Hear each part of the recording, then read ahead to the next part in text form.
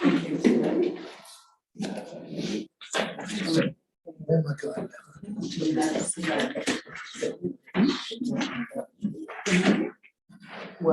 we start.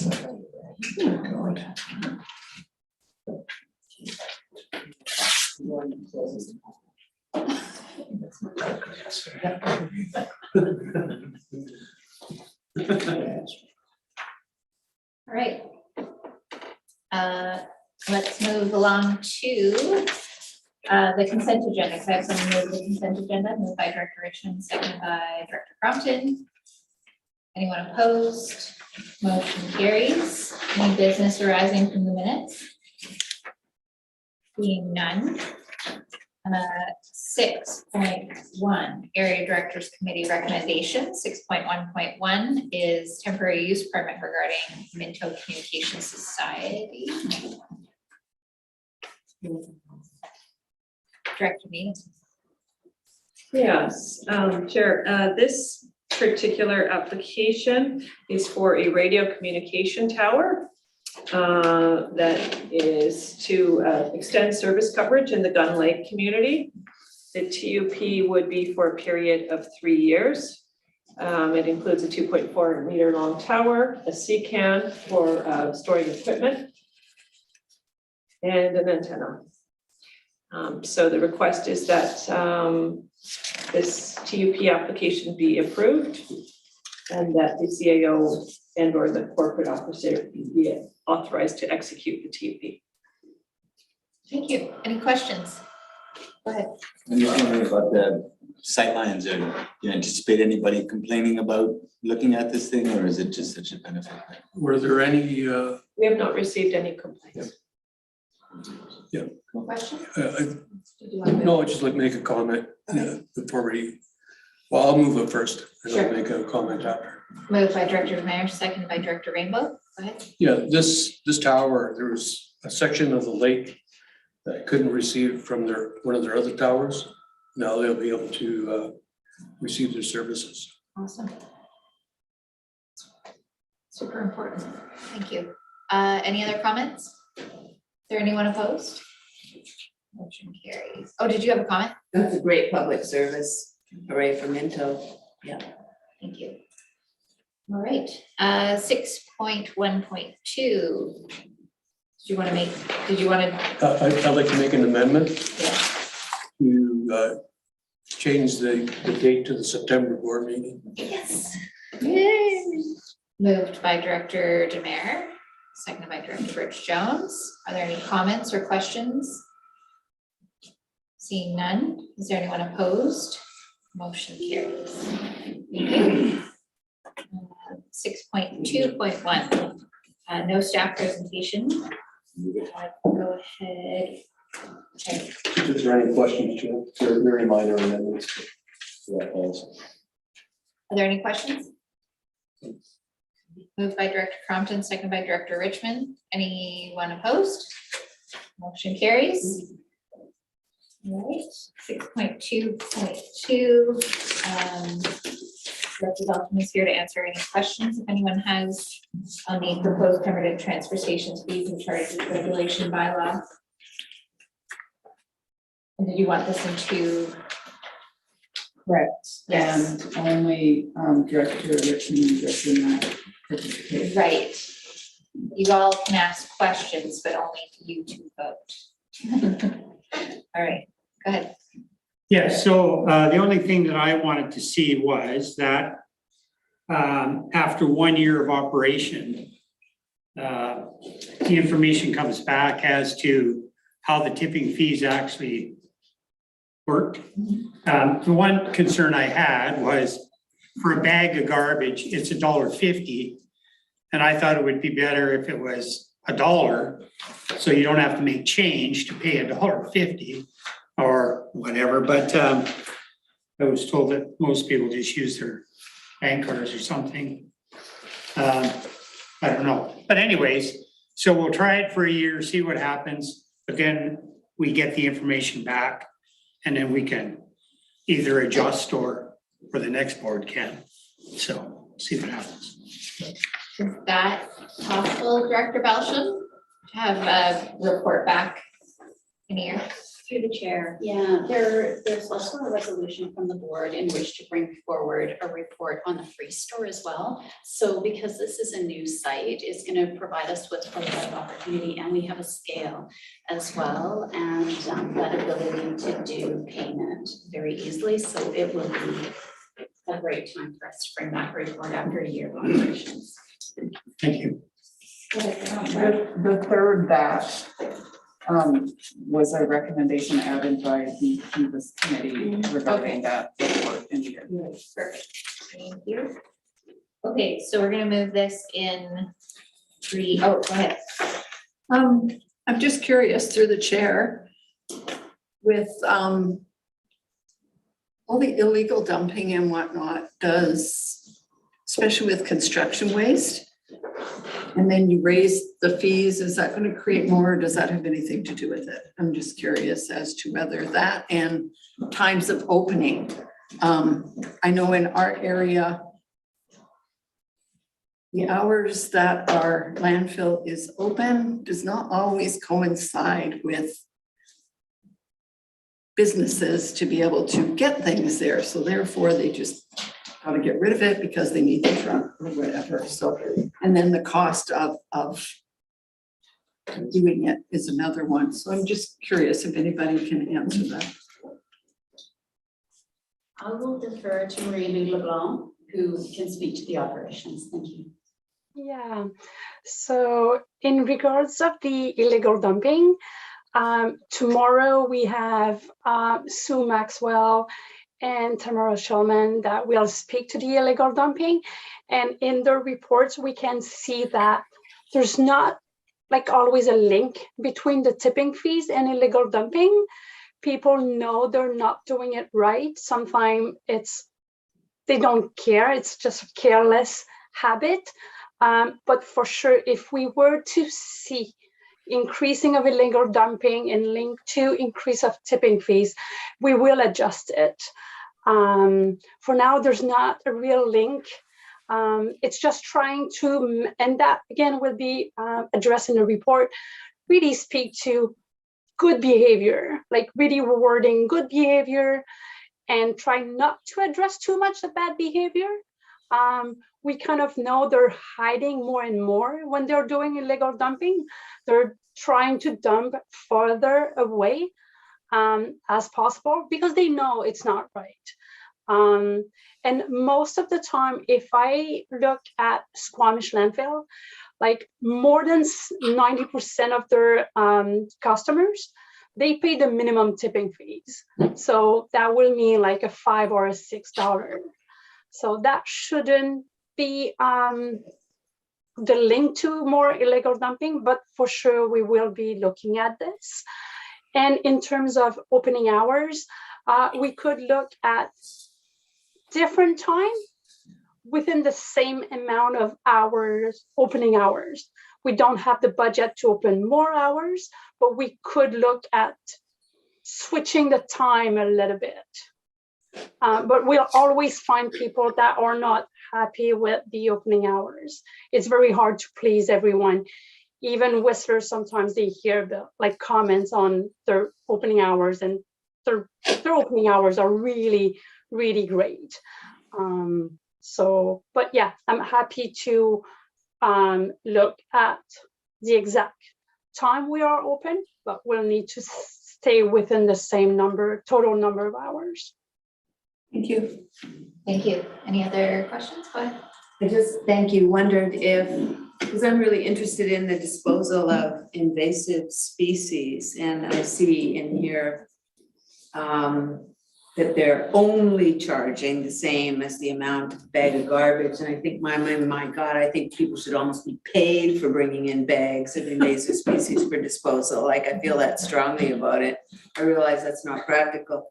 But will the bags of invasive species, could that be tracked as part of your first year? I wonder, because people have to report that that's what it is, or at least we do in Lillooet.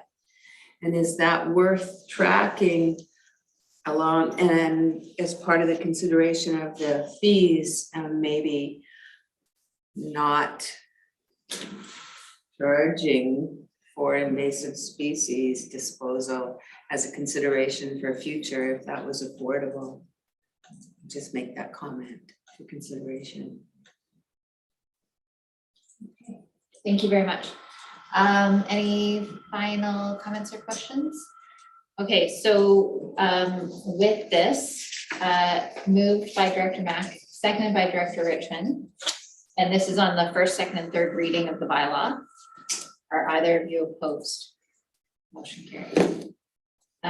For the same bylaw to be adopted, moved by Director Richmond, seconded by Director Mack. Are either of you opposed? Motion carries. And then a resolution that staff bring back a report regarding the tipping fee structure after 1 year with feedback. Moved by Director Mack, seconded by Director Richmond. Are either of you opposed? Motion carries. I really think this is how the voting should work all the time, by the way. I was just It'd be much wondering, cleaner if Yeah. it was just Russell and I and you guys just had that. I was thinking we should all vote on that last one. Thank you, and thank you, Ms. LeBlanc, for being here today. All right, it's 12:24. Oh, one more? Let's do one more. It'll be fun. All right, 7.1. Okay, I'll move the preferred option. Okay, Second. do you want to tell us what that is? It's just the adoption, right? Yes, it is. Okay, moved by Director Mack, seconded by Director Birch Jones. Any comments or questions? Is there anyone opposed? Motion carries. And 7.2, SLRD Development Approval Information Fees and Notification Procedures Bylaw. No staff presentation, but Director Needham is here to answer questions if anyone has them. Claire is also available. Okay. Director Birch Jones, do you have a question? find it. Okay. Agriculture. On page 125.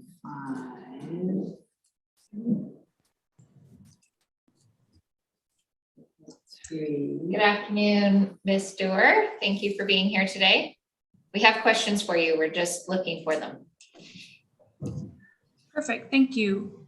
Good afternoon, my name is Claire Dewar, I'm a senior planner here at the Squamish-Lillooet Regional District. And just to clarify, are we on item 7.1 or 7.2, please? We're on 7.2. Thank you.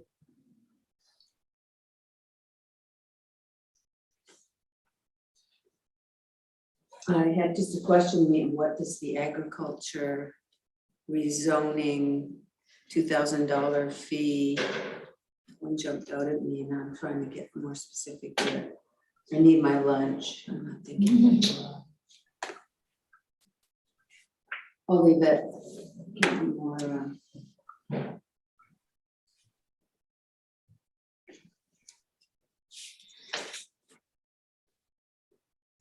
Your question, Tony? No, have we moved that or? Not yet. So does this, sorry, I'm getting there, this fee schedule on agriculture, what does that mean? How would that, I need an example of how that works, I just didn't understand it. So if somebody is making an application for example, what would they pay this $2,000 for? So you're Thank you. listening. So through the chair, the question, just to clarify, we're speaking to the agriculture fees, the Agriculture Land Commission? Yes.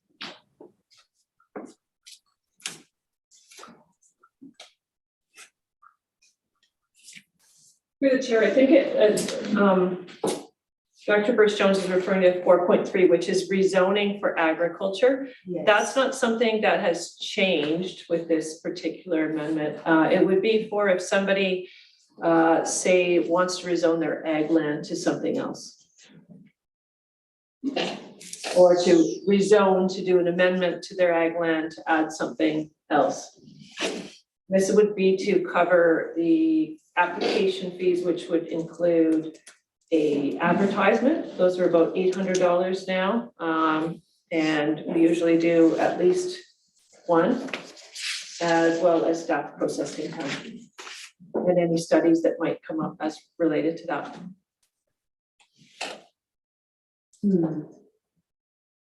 Okay. Thank you. But this is, that you're saying that was unchanged. That's right. So a change to that would have to be contemplated if it was necessary, but you don't do that right now. Okay. Any other questions? Okay, so we are moving this bylaw for first, second, and third reading, moved by Director Rainbow, seconded by Director Demare. Any comments? Is there anyone opposed? Motion carries. And then this same bylaw for adoption, moved by Director Rainbow, seconded by Director Elliott. Is there anyone opposed? Motion carries. Let's call a recess for 30 minutes. We will have lunch and we will resume this meeting at 1 o'clock. Thank you, Ms. Stewart, for being here. Thank you.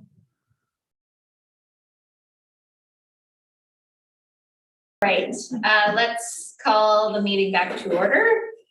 And we'll go into 7.3, which is the District of Lillooet Electoral Area B Economic Development Service Establishment Bylaw. And we have Melanie Helmer here to speak to us. Welcome. Thank you.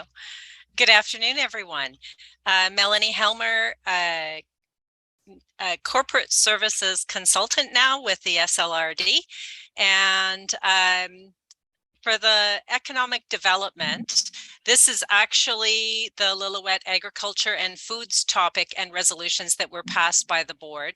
The board directed that there be a service established as soon as possible that would provide sustainable funding for LAFs, as they are commonly abbreviated to support the continued implementation of the SLRD Area B, Lillooet, and Northern Statlium agricultural plan.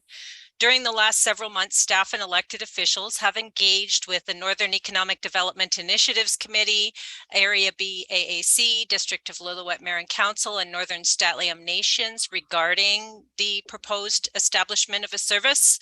And in recent discussions with the directors of Area B and the District of Lillooet, it was determined that it would be better to establish an economic development service that could meet the immediate need of sustainable funding for LAFs, as well as the longer term goals for broader economic development for the Lillooet area. As such, the proposed bylaw would establish a service to promote economic development, and specifically the wording includes agriculture and food initiatives as an essential piece of the economic development strategy in the area.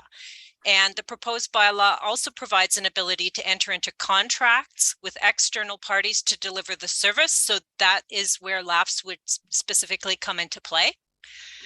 To establish the new service, a vote of the entire board is required. And once the service is established, each director who represents a participating area in the service is entitled to vote. And that's a weighted vote. So that's based on the population numbers as to how many votes each area gets on all resolutions and bylaws with respect to the administration and operation of the service. So those decisions would come down to the directors for the District of Lillooet and Electoral Area B. For contracts, including the one with LAFs, that decision that we would like to contract this out to an external party is taken by the participating areas, and the contract itself is SLRD's corporate business. So that's all directors who would vote on that, and it would be a weighted vote. Generally, bylaws require either assent voting or an AAP, but in this case, the same as when we came to regional parks, the proposed bylaw is one of the items that qualifies for an exemption from those requirements. So it's eligible for approval by the participating areas. I did speak with municipal affairs and they were supportive of that proposed bylaw method of obtaining electorate approval. And we're also in agreement that that would be the most efficient and least costly method to establish the service. If it's approved by the board today, and then by the Area B director, and subsequently by Mayor and Council of the District of Lillooet, the bylaw would be forwarded to the Inspector of Municipalities for approval, and then come back to the board for final reading, included in the budget planning process for 2023. In terms of impact to taxation, based on drafting a contract with LAFs at their current 2022 funding level, which is what would be proposed, the result of, in terms of cost to the taxpayer, is per $100,000 of assessed value. At this time, the recommendation is to provide the first 3 readings to the bylaw, obtain the electorate area and municipal consents, and forward to the Inspector of Municipalities for approval. And subject to that, bring that back to the board for consideration. And I did just want to say I like and happy to take any questions. Thank you. Okay, thank you very much. Questions?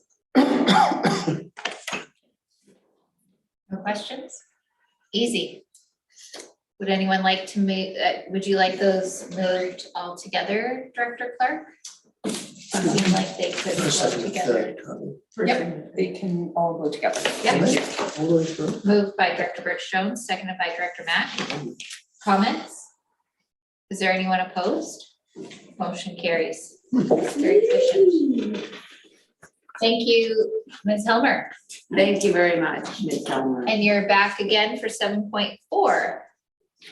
Onto the Pemberton Refuse Disposal Local Service Conversion and Establishment Amendment Bylaw. Back to you. Thank you, Chair.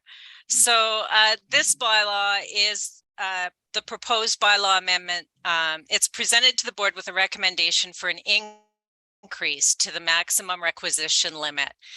The original bylaw and the 2 previous amendments to increase the maximum tax requisition are attached to the staff report, with the most recent one being way back in 2006.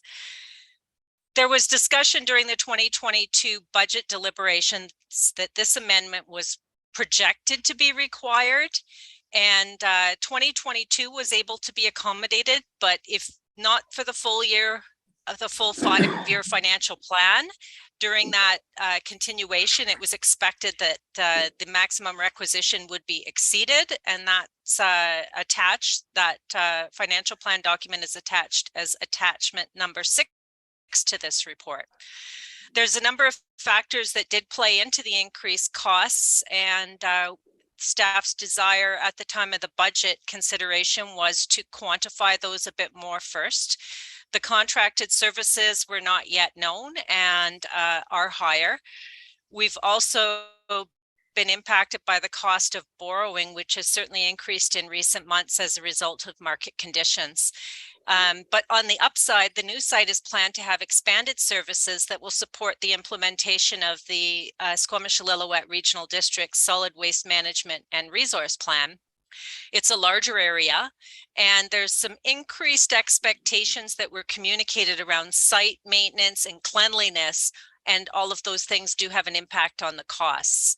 So the proposed bylaw's maximum requisition is increased to the greater of $750,000, or 34.36 cents a thousand, which would increase the maximum that could be charged on $1 million home from just over $190 to $257, using 2022 assessed values to determine the estimate. At this time, staff is recommending first 3 readings of the board, followed by consent of the Electoral Area C Director and the Mayor and Council of the Village of Pemberton. then approval by the Inspector of Municipalities. And once those approvals are obtained, the bylaw would be brought to a future board meeting to consider adoption.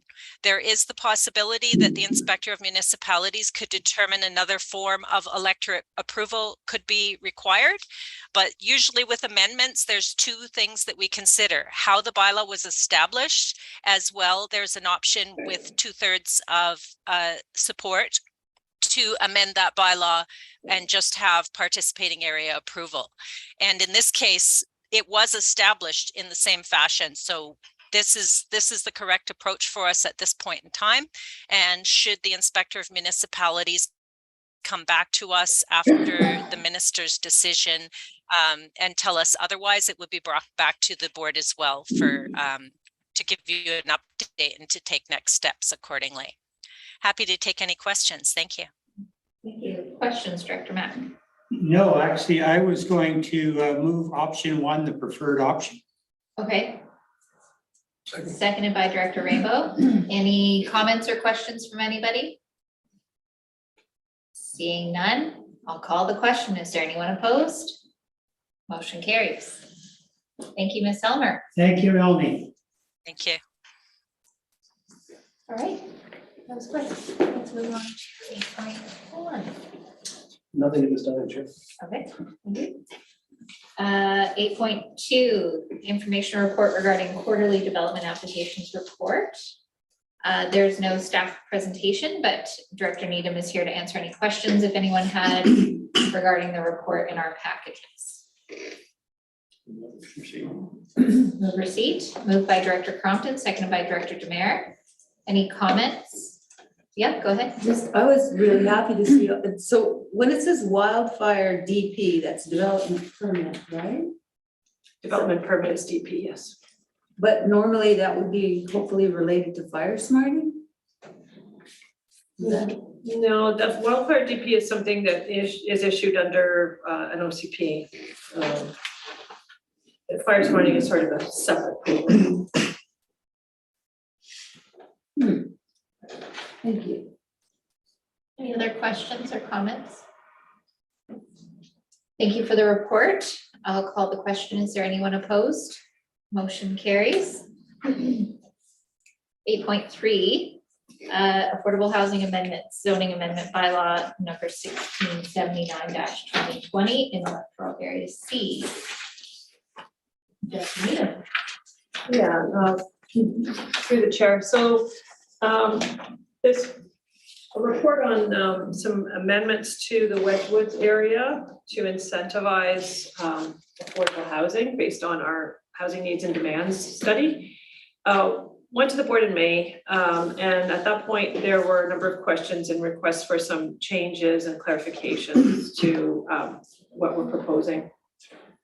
So this report presents some ideas as to sort of our proposed way of moving forward with this in order to get the board's input prior to us bringing back the bylaw again. So essentially, with respect to the bylaw, we're proposing that it be amended to include density bonusing provisions in order to allow for one auxiliary dwelling unit within a carriage house and one secondary suite within a single family dwelling. I think it's important for the board to understand this, to look at the very nice graphic that was prepared by Ms. McKay that shows graphically what is actually being proposed, because there was a lot of confusion with the board as to whether the house was getting bigger or not. And this sort of shows that no, actually the house isn't getting bigger.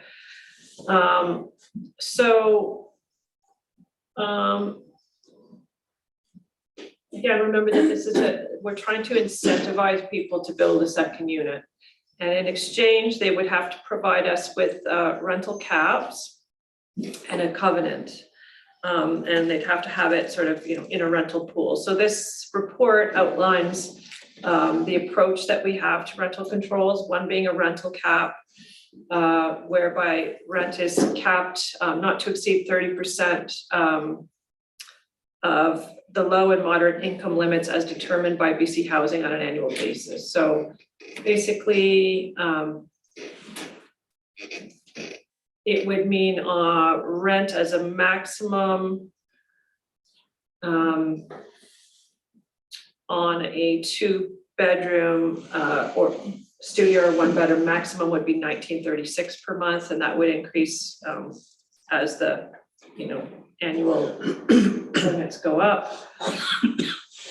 And then it would be capped at $3,000 for 2 or more bedrooms. Again, it would be based on median gross income, etc. So once an owner would be the owner would enter into a tenancy agreement using the applicable annual income limits to set the initial rent, and they would only be able to have their rent increased on an annual basis based on the allowable provincially set rent increase. In 2022, that was 1.5%. And if a tenant enters into a tenancy agreement and occupies the unit, the owner will once again have to set the rate of the rent based on the applicable annual income limit. So no large rent increases in between tenants would be permitted, and that can happen right now in the regular market. The covenants would be required. There would be section 219 covenants against the property title that would specify that both units must be rented to a person who is currently employed within the geographic area of the SLRD, a former employee of the region or a retiree, a family member of the property owner, and retirees are proven to have worked in the SLRD within the past 5 of the past 10 years. Based on our legal advice, we were told that the covenant can include language that requires an owner to make all reasonable efforts to rent out the additional units to long-term tenants. And this could include a definition of what all reasonable efforts includes. And rental cap requirements will be included in the covenant documents. And there would also be an annual statutory declaration whereby the owner would have to confirm the occupancy of the subject units. So those are our proposed changes, and that's our proposed approach to meet with some of the comments made at the last board meeting. If anybody has any further comments, please let me know, and we will then prepare bylaws to reflect those changes at the hopefully the next September board meeting. Thank you. Questions? Director Mack and then Director Richmond. Yeah, I was gonna move option 1, so can I do that now or wait? Let's get questions. Okay. Just because I've got more. Go ahead. So the only mechanism we have to ensure, so a covenant signed on to, after that covenant is signed, the only mechanism we have to confirm that the space is still being used for rental is the stat deck. Correct. So once this is in process, it's basically a trust-based system is what I'm getting at, is what I'm sort of inquiring about. How I just want to make sure we have the ability to make sure that people don't go through these steps and then a year later turn the spaces into their personal theater room, gyms. Yeah, I mean, there's always that risk that someone could lie on a statutory declaration, but you know, we would have to take legal measures to enforce our covenants. So that's the main tool then. Okay, thank you. My comment to that would be that it's very difficult to get people to fill in the statutory declarations if they feel that they're just, if it's just carrying over year after year after year, nothing's changed, I'm not doing another deck. And so following up on those can be rather staff intensive, time consuming. So I think, but in the absence of a housing authority or something that can follow these up and go after them, it is a trust-based system. I would say in this neighborhood, hopefully people will be conscientious of their neighbors and know who's living there, because it is a neighborhood, it's not, you don't want it to become a nightly rental. Obviously, our bylaws would prevent nightly rentals from happening, but again, it's a complaint-based system. So I think there's something to be said for imploring people to do the right thing and rent these units out, because that's what this zoning is allowing. However, there's always the risk that these units become nanny suites that are filled in with sand or become movie theaters. Go ahead. Okay, I would like to move option 1, the preferred option. Seconded by Director Demare. Comments? I'll make a comment on the trust part of it. That's not only in the rural areas, that's everywhere. So, I mean, that's just a fact of life. So either we trust people to do the right thing or we don't. And if we don't, then we pretty much shouldn't allow anything, right? So I think we have to work on that trust basis and carry on from there. Go ahead. Yeah, again, we're trying to find every way we can at every corner to make sure affordable housing is being provided where possible.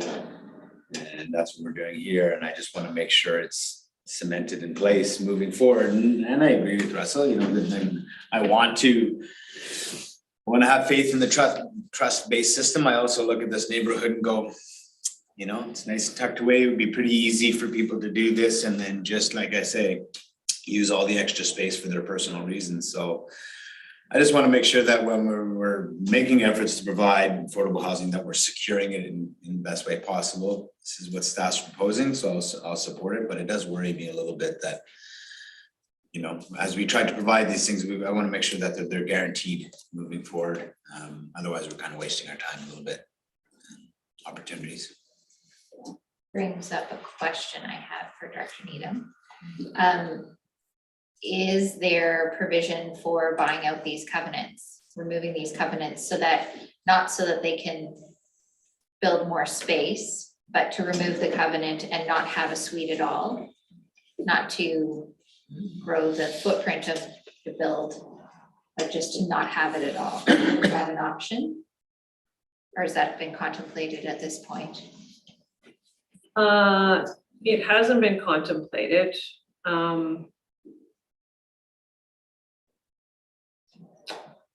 I don't think we would want to see people buying out the covenant. I've never heard of anyone buying out a covenant. The time I've been involved in these things. I'm using the wrong language.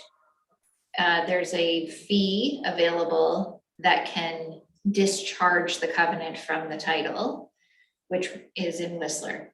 And we've recently had one of those discharged from a unit that was required to have a suite in the home. And for a fee of $200,000, they were able to remove that covenant from their title, therefore removing the requirement to have a suite. Well, I think, in a place like Whistler where there are a number of pools of money for affordable housing, et cetera, if that's something that's agreed on, that would be at their discretion as to whether they want to do that. But I would suggest that $200,000 would not be enough to replace a suite with the current construction costs. So I don't think that would be a wise way to handle things for us. Yeah. Okay. I just wanted to make sure that wasn't in the language of. Thank you.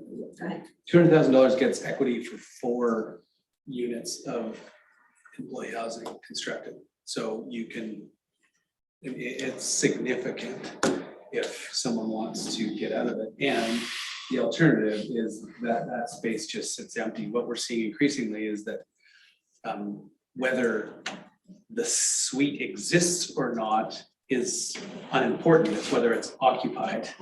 And so we see huge numbers of these suites that sit unoccupied because a new purchaser doesn't have the same priorities as the previous one, or the same need for the helper income. And so they just leave the space empty and it becomes a sewing room or a storage location. And so I think that that's going to be something that we see lots of in this situation.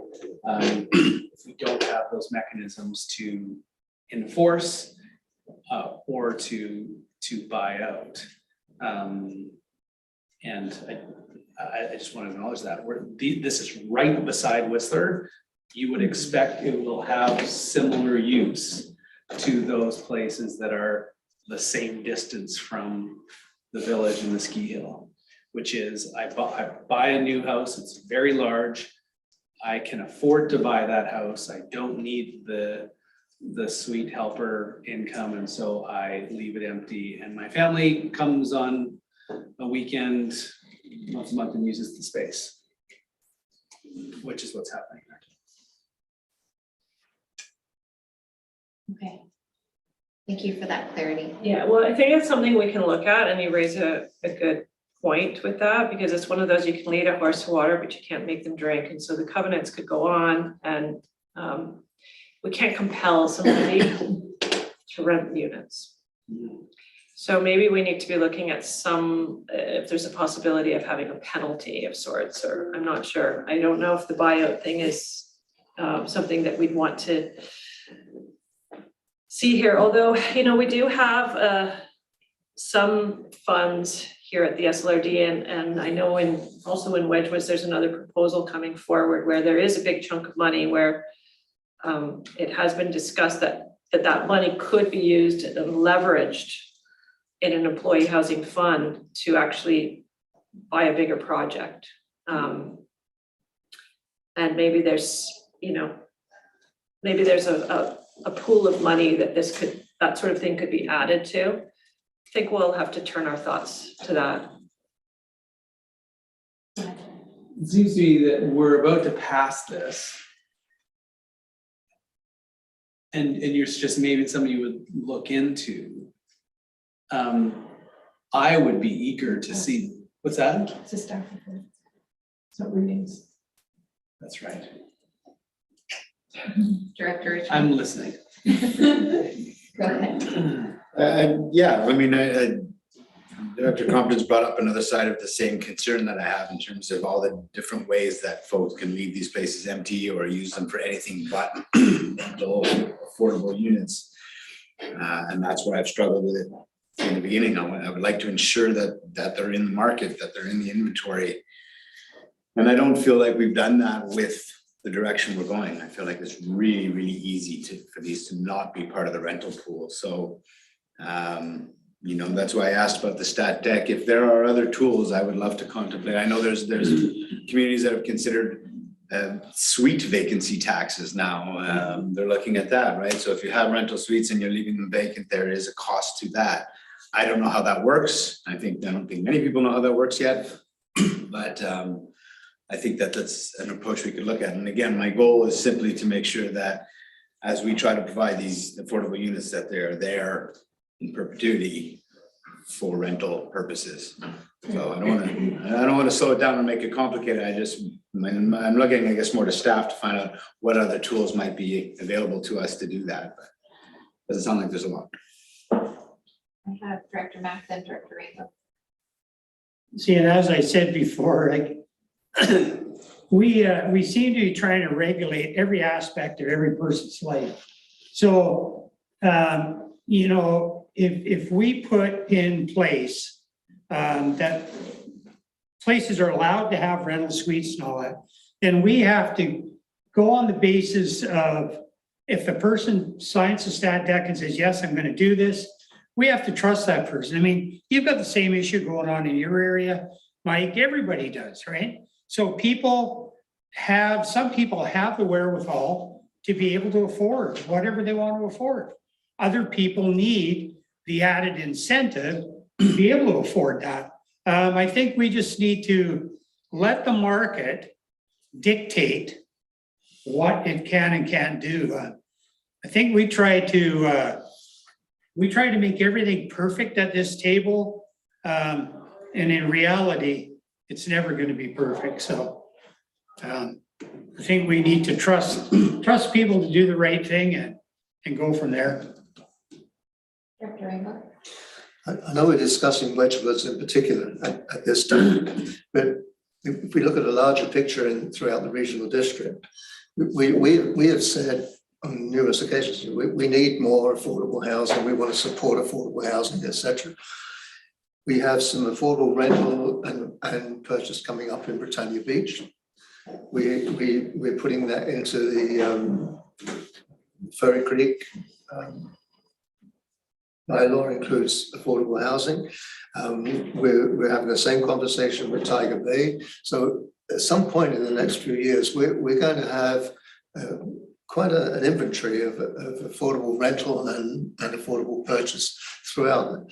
And this question of how do we enforce is going to be true. It's going to be there for all of those areas. So maybe what we need to do is be thinking ahead and say, well, how will we manage that? Do we need to have a housing authority that's just within the regional district? Is there a possibility of say, going to Whistler, which has a housing authority, and contributing something to them and having some sort of partnership with them where we maybe pay for some staff that would overlook our section? So I just want to keep that in mind, but I really don't want us to delay going ahead providing housing. And we'll learn as we go. Maybe we'll make some mistakes. Maybe somebody will find a way around it and cheat and so on. But we've got to move. We've got to try. We've got to get going on this. If we wait until it's perfect, then it's not going to be affordable anymore. So, thank you. Director Richmond, then Director Crompton. Yeah, I mean, I agree with a lot of the sentiments here, and I don't want to delay and all that sort of thing either. But again, the opportunities to provide, as we've seen, are few and far between often. And so if we just hope that we get it right and maybe make some mistakes along the way, then we're going to lose out on good opportunities. So I think I agree, this is going to be region-wide, these questions in terms of how we secure. Every time we look at affordable housing in any development on its own or within a development, the question in terms of how it's covenanted, how it's secured in the future is always part of the conversation. How that rent is going to be managed in the future is always part of the conversation. And I think that question has to be asked with every single affordable proposal that comes forward. Can we have some region-wide policy maybe to help us, or housing authority? I think you're right. Eventually we're going to have to be perhaps more organized about that. But I think it's incumbent on us to ask those questions now and as we go along. Again, not in an effort to delay. I want to supply the housing. We've all mostly, I think, stated that we support this general direction with Wedgwood. I just want to make sure that what we're providing is actually what we're providing, and that it doesn't just go away. So if there's other tool, and that's what I'm probing for, I don't have solutions. I'm asking for staff, other examples from communities. How do we make sure that we secure them? You know, even looking at the rent that's in the report, $3,000 per unit is not cheap. I'm like, wow, that's affordable. That's what we now call affordable, is a $3,000 2-bedroom unit.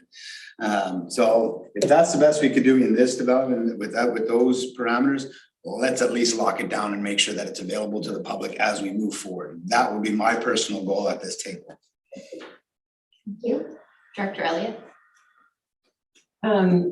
Is there actually the motion on the floor? Yes. It is. Okay.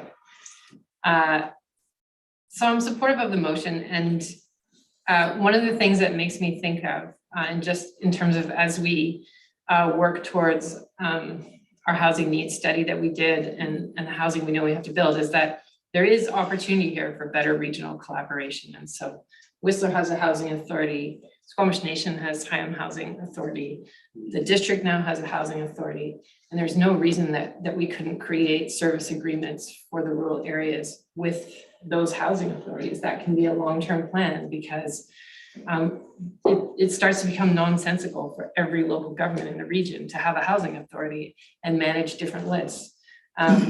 So I think there is an opportunity to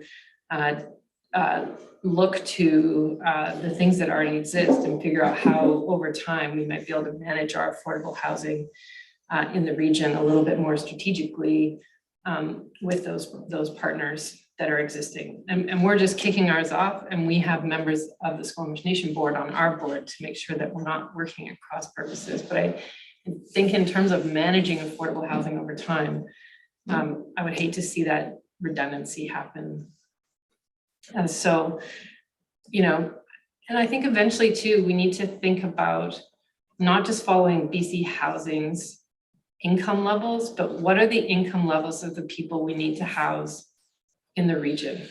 And if you take the median, it often doesn't include a lot of people that are working in service-oriented jobs. Their incomes are much lower, even if it's 2 incomes. And so I think that's another discussion we need to have as we think about affordable housing. Is we could take the provincial average, but I think what we need to do is become more specific to the people we're trying to house to maintain the economy that we have in the regional district as we build affordable housing. So these rates, if you put them into other electoral areas, are going to be way too high. And of course, the market wouldn't bear them anyway, so they'll be less, that sort of thing. So it's, we're going to have to be flexible, but I just think we should continue to try and take a region-wide approach, but move forward with this bylaw reading to at least start to incentivize people and see if there's take up for having two rental suites potentially. Okay, thank you. Director Crompton. At the Worcester Housing Authority, we look to start things affordable and keep them affordable into the future. And in the market, it seems like what we need to focus our attention on, and I see this as a market affordable housing opportunity, we need to start them occupied and keep them occupied. And I think affordability and occupancy are the 2 things that are most critical in this process. And I think the report speaks to those things in important ways. There's a lot of thinking still to do about this. As Director Richmond said, there's some new tools that are in the world. And I think we have a great team here that can be a part of doing some of that new thinking. So I'm excited about seeing something come back that really takes seriously that sort of parallel need of affordability and occupancy. I agree with Director Needham. I think that graphic was super helpful for me to get my mind around what was being proposed. So congratulations on a report that I think simplifies things in a really effective way. Okay. Any other comments? Seeing none, I'll call the question. Is there anyone opposed? Motion carries. Thank you. Thank you, Director Needham. All right, 8.4, building permit issuance authorization. Developments Corporation commercial project. Sure. So this report has a lot of wording in the recommendation section. Essentially, we are discharging some of the previous, or recommending that the board discharge some of their previous resolutions and replace them with new resolutions. The essence of the ask in this report is that Britannia Oceanfront Development Corporation be allowed to, that the staff be allowed to issue building permits for up to 30 townhouses, as well as the commercial buildings. At Britannia Beach right now, they've got 30 townhouse units authorized for BPs, and they're under construction. We're now asking for the commercial site to be able to go ahead. We're also asking that there be no finalization of any building permits until the safe use covenant conditions have been met, and all the conditions of the March 11th, 2022 Kerwood Lydell Consulting Engineers report have been met. That includes installation of riprap flood protection walls, and also that no construction shall occur on the land that is basically being set aside as an alternative location for flood protection walls. If our negotiations with the Crown are to break down, meaning that BODC will have to move the riprap barriers onto their own property. So we want to reserve that strip so that they can build there if we can't find resolution with the Crown. But I'm meeting with the Crown in an hour, and it sounds like we're getting very close. So I'm really hoping that we will be granted a license of occupation for those lands. So that's essentially the ask, is to allow construction of the commercial site at this point. You'll see some of the structures down there are lifted. A lot of the fill's been brought in. They've been doing an extensive work on the residential side. It's starting to look real down there. And it's great because this project I have been having meetings about this project for 14 years. So it'll be very nice to see it done. Wow. Can I move option 1, please? Certainly. Seconded by Director Demare. Oh, So if we could just rescind first. okay, Just do the rescinding first. Oh, rescind, all right. I'll move for a rescind. okay, Do that one first. and then seconded by Director Demare. Any questions or comments about the rescinding? Seeing none, is there anyone opposed? Motion carries. And now, as the board now resolved, as laid out in our package, it's a lot. Moved by Director Rainbow, seconded by Director Mack. Comments or questions? Go ahead. We were driving by the other day and my family was just commenting on how incredible it looks. Like it's going to be a pretty special place when it's done. So those are well-used 14 years. So far. So far. It's not over till it's over. Anyone else? Go ahead. I would just like to, I did the same thing. I drove by and I went, wow, that's starting to look really cool. And I think that when this is all said and done, hopefully in less than 14 years, that, you know, we should really applaud the developer for hanging in there and especially saving all those old buildings. It's going to be beautiful. I agree. Thanks. I agree. Did you want to make a comment? Well, perhaps we should have a board meeting down in the community hall once it's reopened, which I hope will be next year sometime. That's great. Okay. I'll call the question. We certainly should meet in the public house and Yes. and if nothing else, propose a toast to Graham, who worked so hard on this project. Thank you. With that, I'll call the question. Is there anyone opposed? Motion carries. Thank you.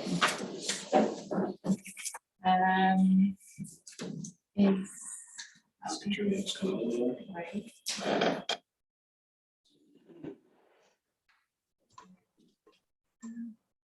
Good afternoon, Ms. Kaperniak. We're now on 8.5 regarding the temporary use permit policy number 4.7 amendment, and I'll turn it over to you.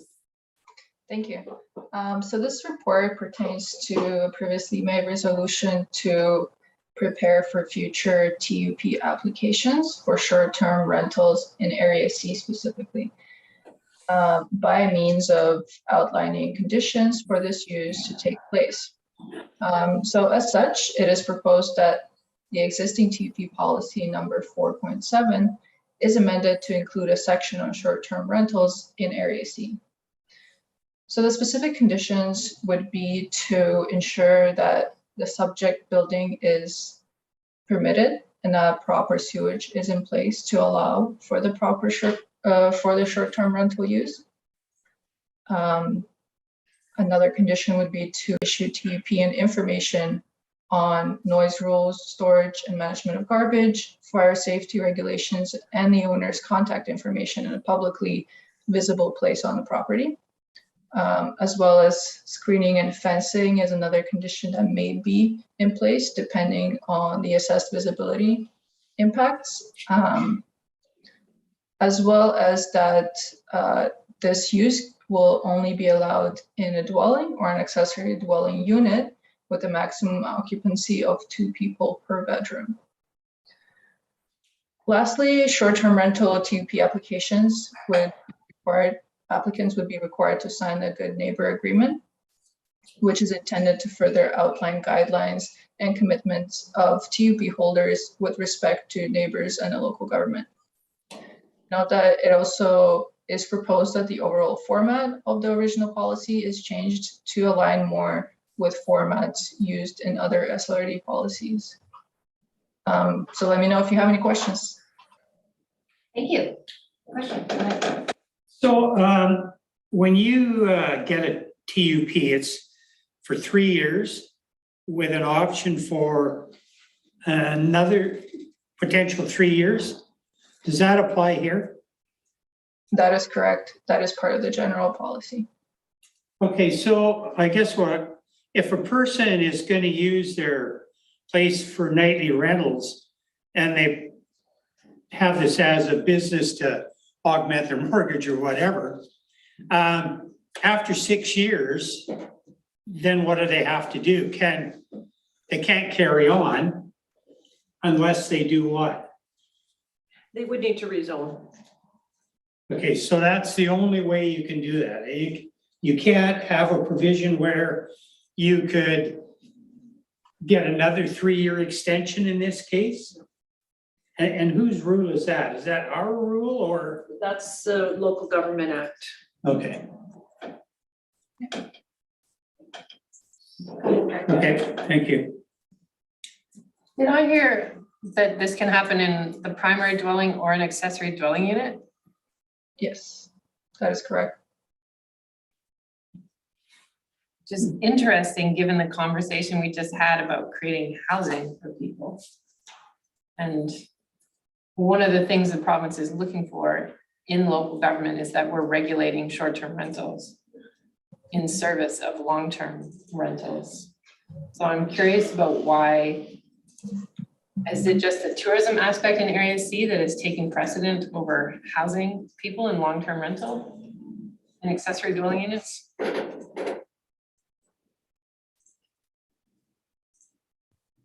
Through the chair, I believe in some of these cases, the owner actually resides in the suite and rents out the main part of the house. That could be a possibility.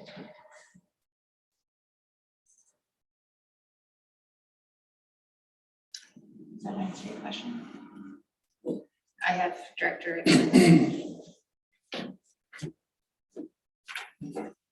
She's just been better. Yeah, I'm just, Karen, are you good? Yeah, I'm just, is this similar across all of the different areas that we're allowing accessory dwelling units to be used for short-term rentals? No, we don't allow short-term rentals in the SLRD, except in certain circumstances where there might be zoning. But for the most part, we either require them to be regulated by rezoning applications, or in this case, Area C has opted to allow for a temporary use permit process. Okay, thank you. Director Richmond, then Director Schmeier. I'm trying to remember how we set it up within some of our neighborhoods at the village. And I think we allowed it in an accessory building if that was the owner's principal residence. So to Ms. Needham's comment that the owner could be living in the suite and then renting out the house. Yeah, I think, but I don't remember the wording around it, unfortunately, but it was to that effect. It was to ensure that, but I see what Director Elliott's trying to get at. And I think that's how we sort of looked at it. Did you not also have a certain number? Yeah, there's per neighborhood? Per neighborhood and for the whole village. So we put a restriction on how many there can be. But yeah, that's probably not very helpful, but I know we tried to put some wording around that to prevent accessory just being used for short-term rental.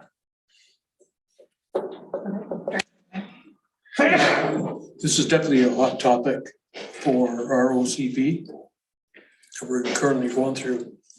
And, I've asked Alex to put this whole aspect into the workbooks at the survey that's coming up, and also on triplexes and quadplexes. One of the issues, currently with the 3 lakes that we have is that most of the residents are non-resident property owners. And some of them may want to do this. So it's definitely controversial. So, but, there may be opportunities that select little areas could do this. So we'll have to see what comes out of these workbooks and surveys. And I think it's also important for the board to remember that each of these temporary use permits will be coming to the board separately. So at that time, we can assess whether we think it's appropriate for the suite to be used or the main house to be used, et cetera. So these will be on a permit by permit basis. These are just policies to sort of guide our decision-making around those permits. Follow up and then director. And we could always issue the TUP for 1 year to test if it's being done in the appropriate manner, right? Yeah, we could make it for 1 year, renewable for 3 or something like that. Thank you, Director Rainbow. I think it's very nice these people have applied for a temporary use permit, and we have a problem in the region in the number of people that don't bother to apply for a permit. They just go ahead and do Airbnb. And because we're a complaints-based sort of enforcement, because we're not getting the complaints because people have given up complaining. There's an awful lot of Airbnb going on that's totally unregulated. I just had a conversation with a young woman before I went away, so it would be a month ago now. She's been kicked out of her unit because she was paying $1,600 a month rental for a 1-bedroom unit. She's been kicked out because the guy's turned it into an Airbnb. So I just say that because we need to keep that in mind. It's an issue that we come to terms with. If we're serious about housing, we have to come to terms with that sometime. Director Richard? We had obviously similar conversations at the village a few years ago when we went through the zoning of it, and we found anecdotally anyway that once we started to allow some and put regulations around it, we have found it a little bit easier to enforce the rogue ones. You know what I mean? Like when we had a blanket no, then everybody just went, oh, we're just going to do what we want, behind the scenes. Once we sort of formalized it a little bit, I feel like our staff finds it a little bit easier to manage the illegal ones having some sort of structure, just as a thought. Yeah, thank you. Okay, go ahead. Can I then move option 1? Yes, you may. Thank you, I will. Okay, and seconded by Director Rainbow. Any further comments? Is there anyone opposed? Motion carries. Thank you very much. We've got vacancy tax ideas a lot of merit. Yeah, unfortunately, we don't control taxes in the regional district. Provincial function.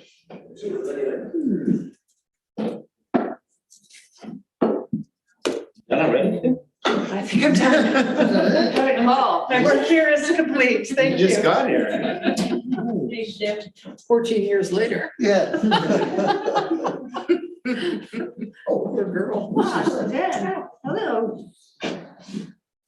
Welcome. We're on two. Are we going to line up of people sitting outside waiting to? I think we have a bench. Yeah. So we're on the. Sorry, sure. Yes. I might declare a conflict on this next item since I co-chair the BC Social Procurement Initiative and would definitely have a bias. So Okay, I'll recuse myself from this. thank you very much. Sorry, I just want to let Craig get back. It's all good. All right, we are now on 8.6, discussing the British Columbia Social Procurement Initiative, and we have Director LaFrance here to speak to it. I'll just keep it brief. I'm Susan LaFrance, the Director of Finance. And I talked with the BC procurement people, I don't want to name names, but basically what the social procurement aspect is adding local community, any kind of local community objectives into the procurement process. So it's beneficial for each community, and what they suggested is that we work together because we're a decentralized procurement right now. So we're going to work together to build what each area's local preferences for social procurement would be. So I think it'll involve all department heads and just go through the process. So I do recommend that we sign on and then judge how the program works after a year, just to check up on things and report back. And it's a very non-material fee to join, so it seems like a no-brainer. Yeah, agreed. Question? We just signed on a couple months ago as well at the village, and I like the idea of joining forces and seeing how it works as a corridor, so I definitely support going that direction. Great, go ahead. I'll move option 1. Okay, moved by Director Mack, seconded by Director Demare. Further comments? Anyone? Oh, go ahead. Well, just a comment about this whole process. I think it's a real win-win kind of situation, you know, because it potentially could save some money as we go ahead, but also to be able to say to our communities, we are focusing our buying on as much as we can on what's available through the local communities. I think that's I mentioned earlier questions about taxation, and I think we need these kinds of things, and it's really good to have these kinds of things to be able to say to people, here's something where we're really focusing on our region. Thank you. Thank you. Go ahead. Yeah, I completely agree too. And the thing with some stuff that we all use, like I'll just go with the fire equipment because I'm familiar with that.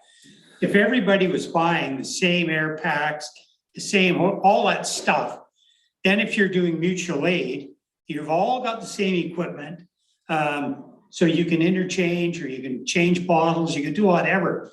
It just makes complete sense. And then that way too, you're definitely going to get a better price on your stuff because you're buying a lot more at a certain time. So that's, I think it's really beneficial. Yeah. Thank you. I'll call the question. Is there anyone opposed? Motion carries. Thank you, Ms. Evans. In time, we may be able to procure our apricots from Lillooet, which would be a dramatic improvement. Could you order some for tomorrow morning? I'll bring some. I was gonna say I could have brought some in every. Should have. These are from Lillooet? I wish. Oh, They're not. No, they're too small. Well, I'm going to try a couple of these. Wow.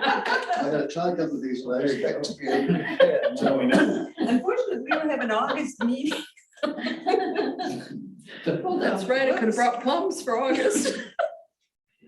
All right, we're now moving along to 8.7, the Pemberton Refuse Grounds 2022 short-term borrowing. Back to Director LaFrance. So this short-term borrowing request is $60,000 to make up the remaining amount that was budgeted within the SLRD's financial plan. And so $200,000 was already approved in 2021 and already requested from the MFA. So that is already ready for us to draw down from, but just the $60,000 was added to the budget in 2020 for 2022. So we're just finalizing this portion. Okay. Any questions?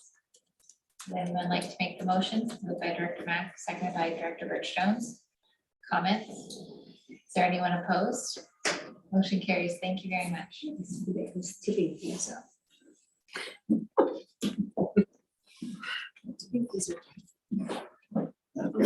Where would you address the tourist boards? So do it now. Before we start the roundtable. Yes. Okay. Okay.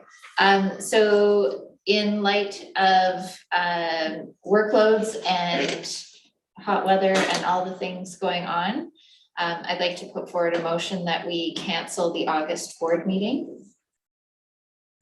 Seconded by Director Birch Jones. Any comments? Is there anyone opposed? Motion carries. Thank you very much. You Sal. I mean, Sally, you can come and like hang out. Just kidding. Emotions. All right, we'll move along to 9.1 and we'll do the board roundtable. And rather than getting fancy, I'm just gonna literally go around the table. So we're gonna start with Director Ringo. Well, I'm going to do an Area D roundtable. We actually have already heard about Britannia Beach from when Kim was here, and it really is getting to the point where well, it's exciting. People are really up for it. And although we did have a little bit of unwanted excitement the other day when a sewage pump blew up and literally and covered the 3 people that were working on it. So yeah, anyway, that's on the side. So just pop down to Furry Creek. We've got a public hearing set from August the 11th. So I'm not meeting free in August. I've got that to come. And Fine Peace are having their own public information meeting tomorrow at 6:30. So and there's been some excitement in the negative and positive in the area. So both of those meetings I think will be quite interesting. Talking to some people at Pinecrest Lake, the Pinecrest Estates, and their lake, which is shared with Blacktusk Village, and they have a lake management committee. And they're telling me they just engaged a company to come in and do some more dredging. So we put a lot of money into, we being the SLRD, put a lot of money into that lake a few years ago to clean it out, dredge it and so on. And after that, what they decided to do was each community will contribute money each year, so that on, say, a 5-year basis, they can get in there and maintain what we did. So I'm really happy about the way that's gone. They do have a problem in that somebody decided a few months ago that they didn't need their goldfish anymore. So they chucked more in the lake. And they're 9-10 inches long now. They're getting really big. So, and it's not a situation that you can remedy easily. So I don't know what they're going to do about it. Wow. Blacktusk Village, little issues for them with logging. There's some logging occurring just behind the village and sort of certainly within sight, and they're not too happy about it because there really hasn't been the kind of engagement process that they would have liked, and they're worried about their water supply and so on. So there is something happening now that continues to be an issue. Paradise Valley.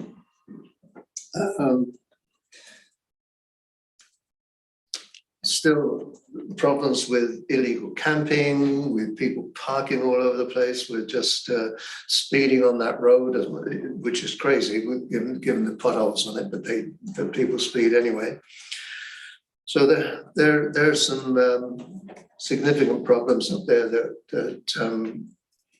we have been trying to deal with and will continue to try to deal with into the future.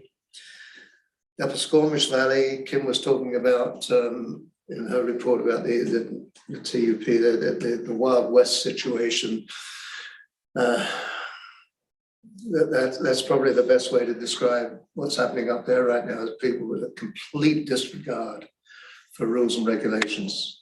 Not everybody, obviously, but some people have moved in and are doing things which are contrary to our rules, and we're having to figure out how to deal with that. But I think you can probably expect to hear some things about that. And lastly, Ring Creek. I'm really happy to report that Suzanne has been able to convince UBCM that we can use some gas tax funds to pay for the parking lot that we've been, Area and Sawker have been working on that. And so that project is going to go ahead now. Suzanne is communicating with Sawker to work out the details, but we can spend the money that way, which is great. Because when you were talking earlier about gas tax funds, one of the biggest problems in electoral areas is finding projects that qualify. One, because we don't own enough land to be able to build our own things. We have infrastructure in some places, like we have the sewage plants and the water treatment plants, and we're able to put money into those things. But tough to spend it on recreation and other stuff. Anyway, there's your little table from Area D. Thank you. Wow, from the Wild West of Area D to guaranteed rugged Lillooet. This is it. What a lead.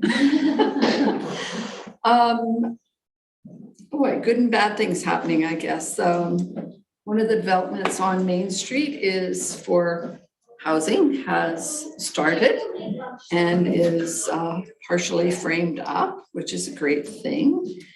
Another area that was also going to be for rentals has a stop work order on it. Part of it is awaiting archaeological study, and the other is just somebody doing what they want without permits and already renting out without windows in bedrooms, things like that. So that has been put to a halt, which is great.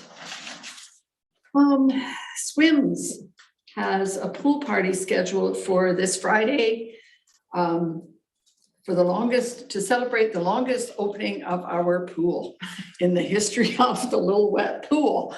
So, and now I just got an email a short time ago that a few people are sick, so we're hoping that that will go forward. It's a little shaky at the moment. We did have 5 new lifeguards certified and 5 new water instructors certified. I'm not really sure what a water instructor is, but I'm thinking they could do exercise or yoga or whatever in the pool. So that's great. Due to some sharing between Harrison Hot Springs and Cache Creek, who are doing pop-up spray parks with their fire department, our aquatic supervisor is thinking of doing something like that, but it would be in the summer of 2023. What else do I have? I'm afraid to go on too much where Vivian won't have anything to say. I know earlier in the year, Director Elliott had been in Lillooet and was asking me about various different places to dine. This is not a dining establishment, but on the weekend, I, along with my husband and daughter, ventured out to the Cliff and Gorge Winery on Texas Creek Road. And they do a wine experience, which is way better than a wine tasting. Really explains where the grapes started and why he started and this, that, and the other. We were there for 3 hours, let's put it that way. You bring a picnic lunch, either bought or homemade, and they have a 1.4 kilometer hike that you can do, which I didn't do, so I can't tell you much about it. My husband did it and he thought he would die because a lot of it is uphill and they forgot to take water with them. I was sitting, sipping something, wasn't wine. And so if anybody's in the area, it's really quite an experience. Like it's way different than just going on a wine tasting. $70, I believe it was. And my daughter, who considers herself a wine connoisseur, felt that their wines were much better than some of the ones in the Okanagan and in our own area. And she left with about 12 bottles of various different wines that she was taking down to the lake. But anyway, and I'll just pass it on to Director Birch Jones if I haven't taken everything you were going to talk about. There's a few more highlights.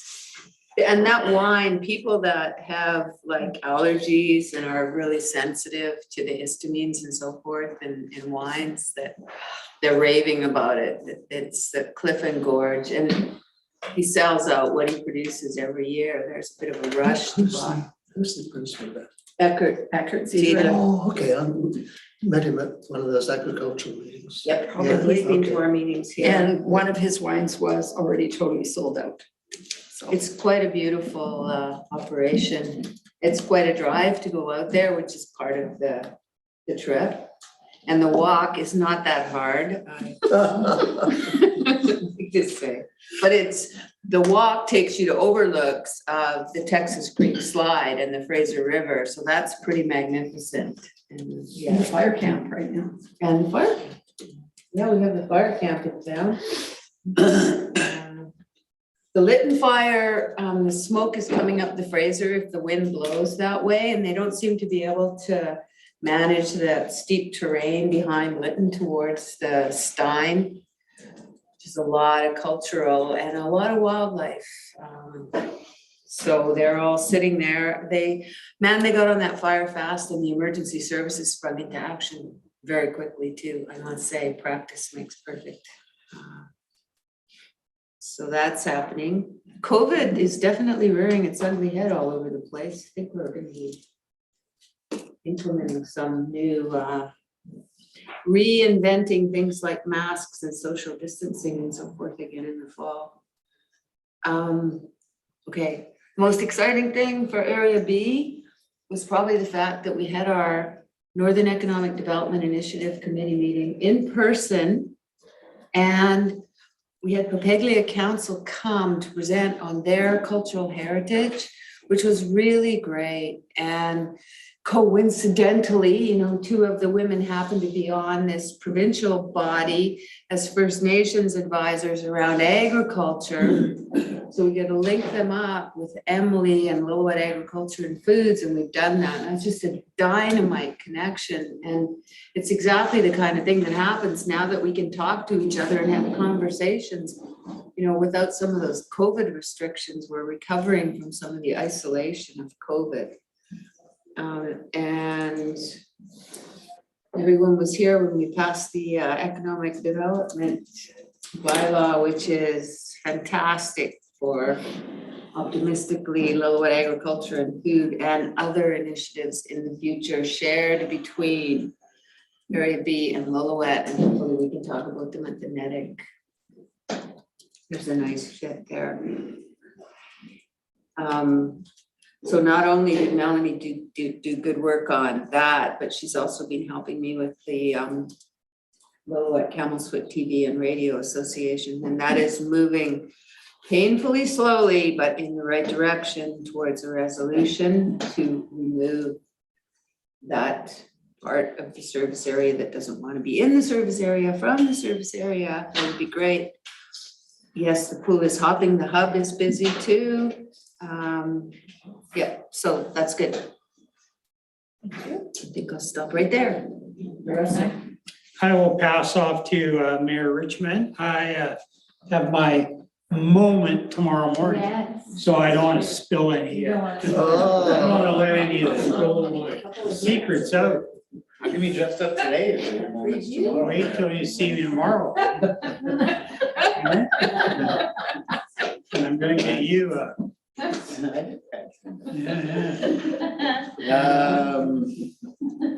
I'll keep it really brief. We're on our council break now until August, which is a great opportunity for hopefully some staff holidays and some catching up, as well as some work on a lot of the projects that we have funding and plans in place for that I've talked about before. But it was super exciting last weekend to do the official opening of our bike skills park. It was one of those fun moments where did the ribbon. It was great. We did the ribbon cutting and all the little formalities. But then once we did that and all the kids rushed up to the top platform and then started hitting all the jumps and just looking around, there was so much excitement in our community about this little park. It was really cool. Had a little mini rush, you know, it was one of those satisfying moments. Going, okay, this is pretty cool. People were really excited. The turnout was huge. So yeah, that's a good moment, and a few more fun projects and important projects on the way.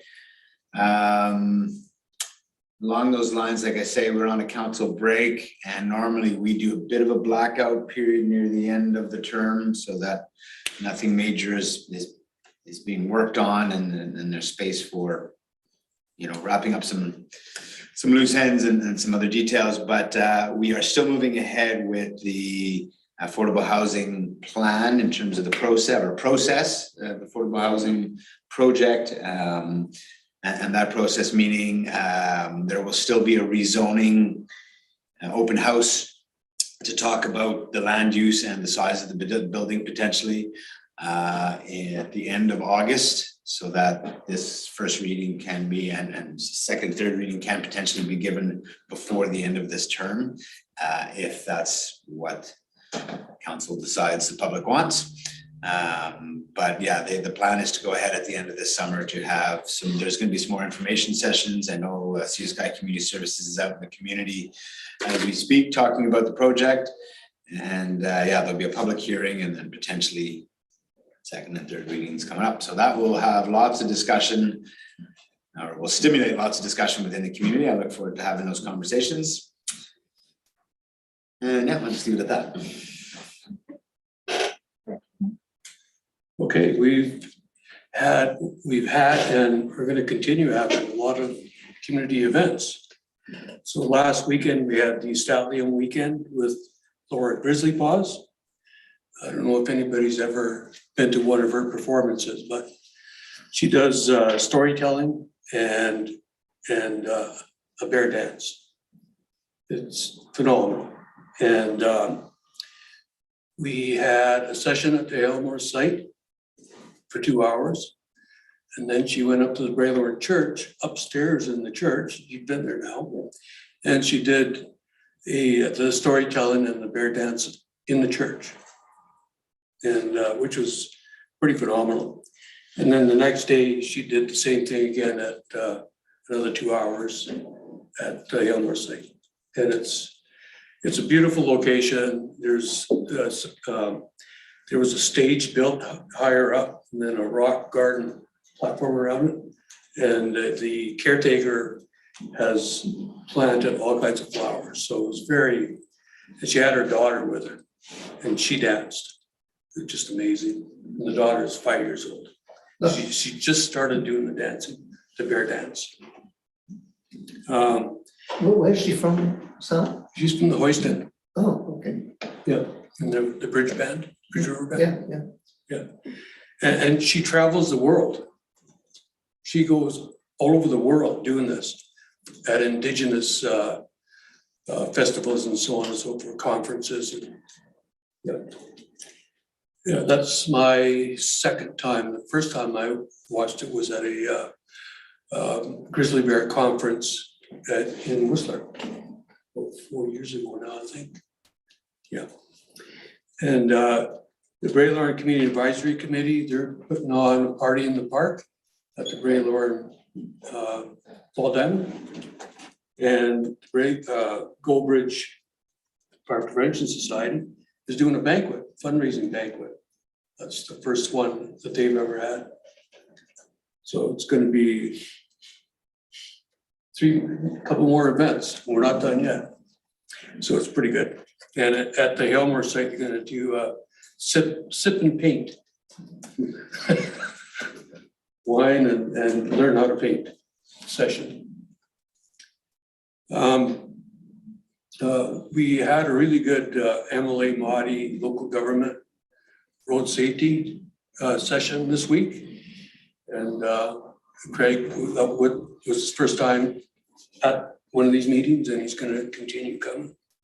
And they've been really, really good. I can't say enough about Lori Pilon, Jackie Taggart's assistant, the way she organizes it. And we have some good positive outcomes that are coming out of that.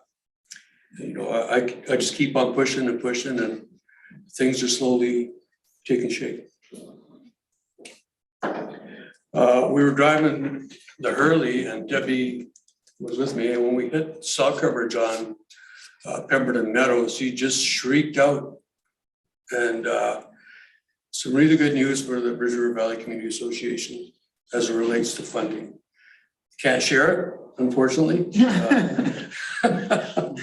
One of the stipulations in the funding, but it's a good amount of money. For us, in one of the latest UBCM newsletters that they put out, there was a request for the local government director to be on the Forest Enhancement BC Board of Directors for local representation for UBCM, and I'm going to put my name forward for it. And so I got to get my application in fairly quickly here. And I think that's enough. Thank you. So a couple of really fun announcements over the last month. We received $11.7 million from the federal government to do a retrofit of Brennan Park. So that was through the Green and Inclusive Communities Fund. As part of that fund, you have to both do a energy retrofit of the building, you have to make the building more accessible, and you have to make the building more inclusive. So all those elements are being included. So for instance, we have a mezzanine level in Brennan Park, but we can't really put programming there because most people that have strollers or people with mobility issues can't get there. So we're putting in an elevator.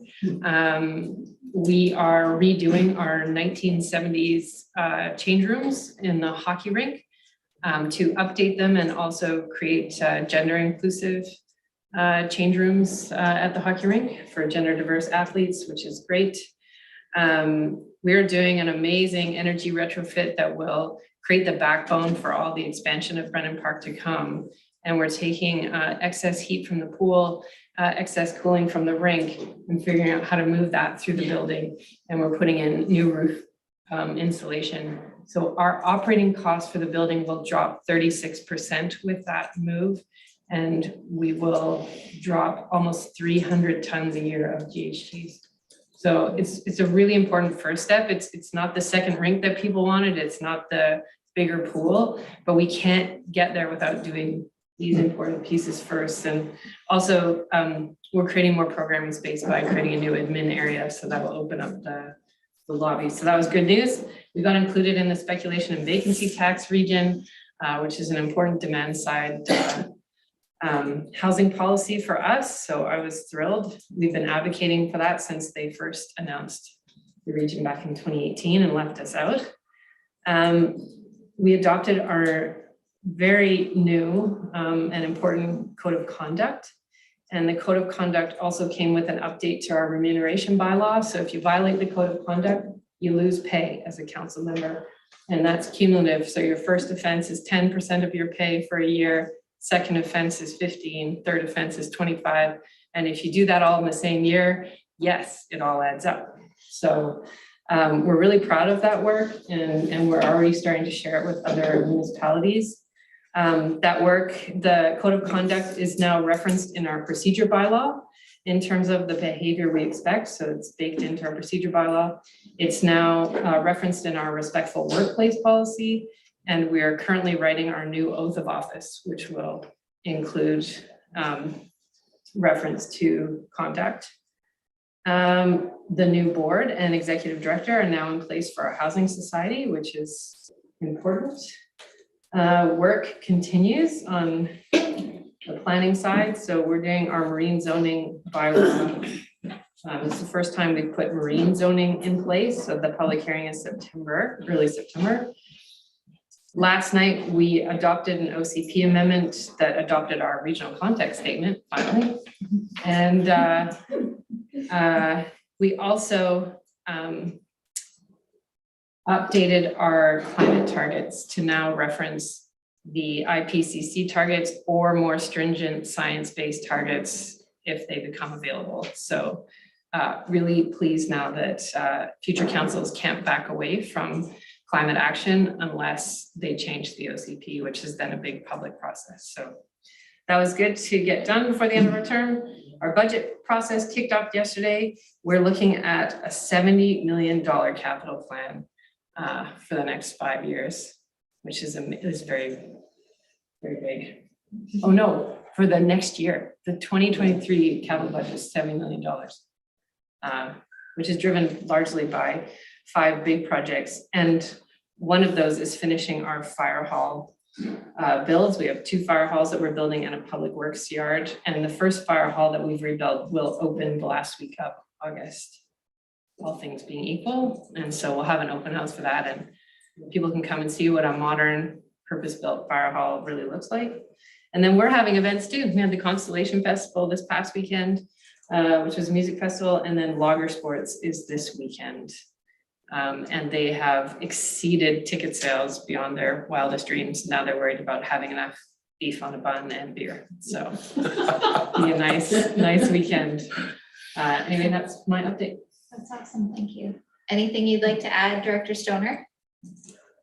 No? Okay, thank you. I'll do the update for Whistler. Nothing exciting ever happens in Whistler, so. We have lots of different festivals, nothing large yet. Crankworks is returning after a 2-year hiatus, which is really, really exciting. It's under new ownership. It's really bringing it back to what it was 20 years ago when Crankworks started. And so it's a week-long festival of everything to do with bike culture and mountain culture. And I'm very excited to have Crankworks back in town. We've had concerts. For the last 5 years, we've had concerts on Fridays and Saturdays. It moved to Thursdays and Fridays for this year. Tomorrow night is going to be really fun. It's I have to look it up. Anyway, every Thursday and Friday in Whistler, there's a concert at Olympic Plaza, and those are really well attended so far.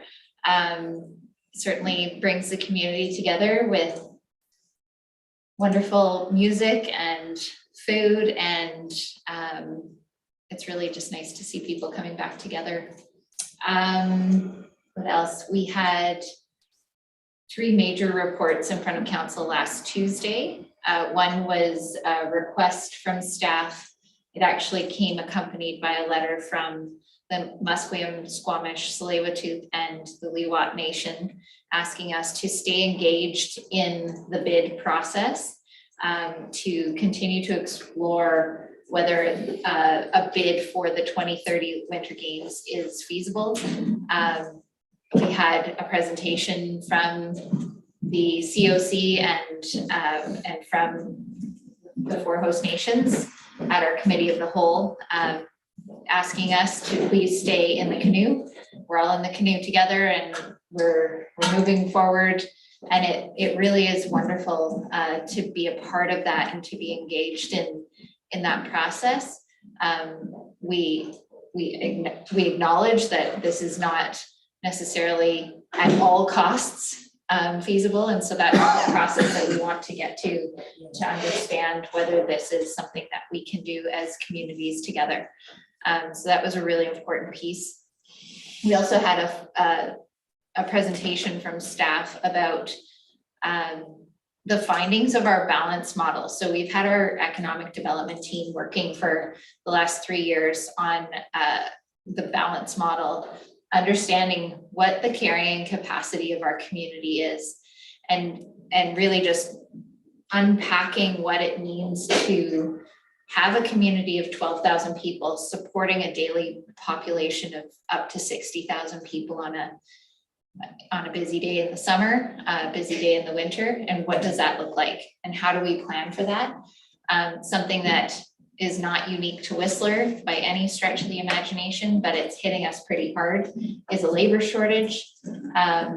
And I mean, our pool is now not open from 6 a.m. to 10 p.m. every day. Our pool is now at limited hours of 10 to 4, given that there aren't enough lifeguards, there aren't enough, there aren't enough people to keep these services going. So being very strategic about the opening hours of all of our operations.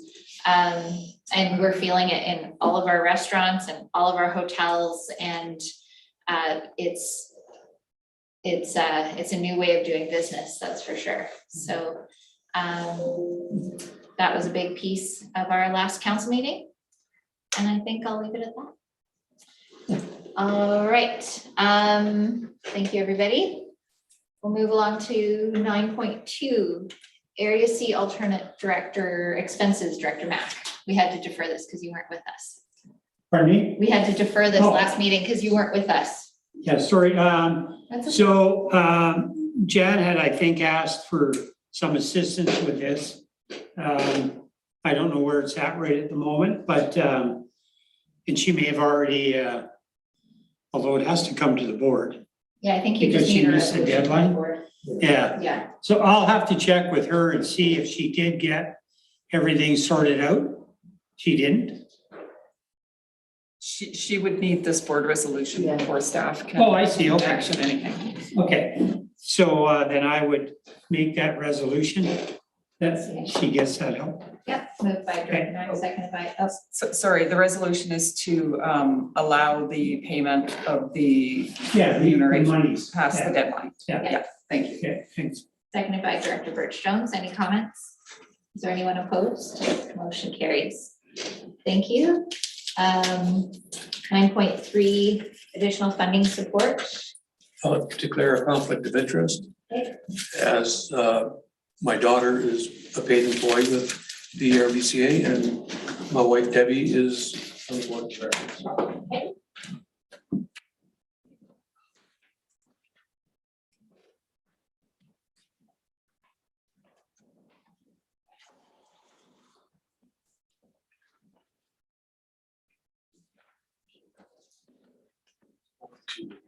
Yeah, all right.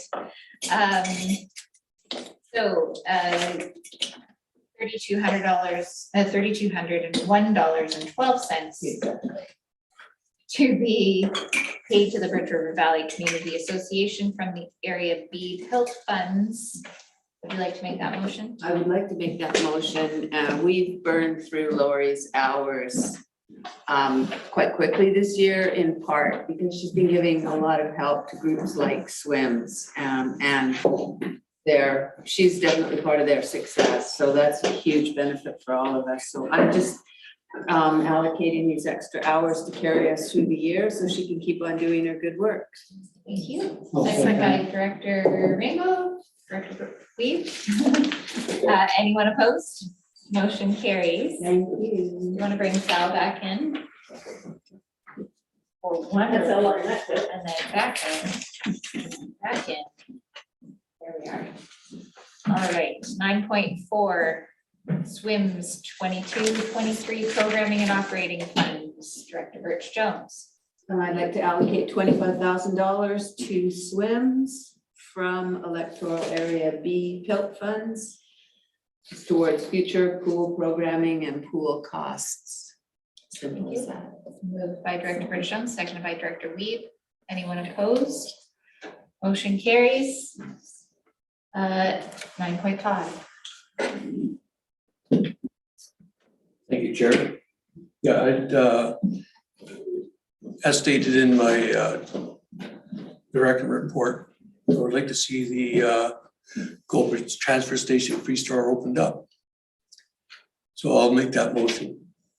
Okay, moved by Director Demers, seconded by Director Mack. Any comments? Do you have any comments? I've, sorry, just, Okay. not unless there's any question or discussion on the part of the board. Anything to add, but Sorry, I just noticed Jenna's. Yeah, Janet, do you have a question? Yeah, I was just curious if staff could speak to capacity and any staff implications in terms of making this available as soon as possible. Thank you. Through the chair, Angela Belsham, Director of Environmental Services with the SLRD. Staff currently have this on the 2022 work plan to review the free stores because they have been closed since COVID. And so the review is currently underway and includes an update of the policy, which is dated 2006. There's a number of items within that policy that are dated and require updating, and staff are currently working on that, and it will be brought to the board in September. It's going to include some detailed information around what people can and cannot bring to the free stores, which is going to help support attendance in managing those sites, and hopefully ways to mitigate the unwanted behavior that had been happening at some of those sites as well.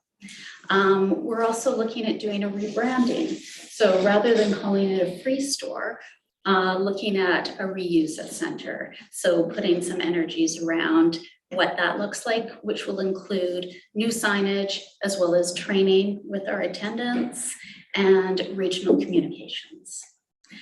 So we have looked at this unique request, understanding the seasonality of the residents in Goldbridge, as well as what we have on our work plan, and that the site in Goldbridge worked fairly well when it was open. We weren't seeing as many issues there as we were at some of our other locations because we have a very strong attendant at that site that has been able to manage it well. So while it is our desire to provide a consistent practice, and we do have a work plan in place in which to follow to ensure the openings are done in a manner which provides consistent service throughout the region. So that would be the update of the policy, the training of our attendants to help support the work that we're doing, and just a cleanup of those sites. And we're currently working through that right now with the goal of opening those two sites in a thoughtful manner, with the goal of Pemberton Transfer Station November 1st. So obviously the opening of the Goldbridge site is ultimately at the discretion of the board, and we can alter our work plan in which to accommodate that if that's the desire. But our goal was to bring the policy to September board. Is it possible to open them before the policy is ready, given that could be sort of a trial run?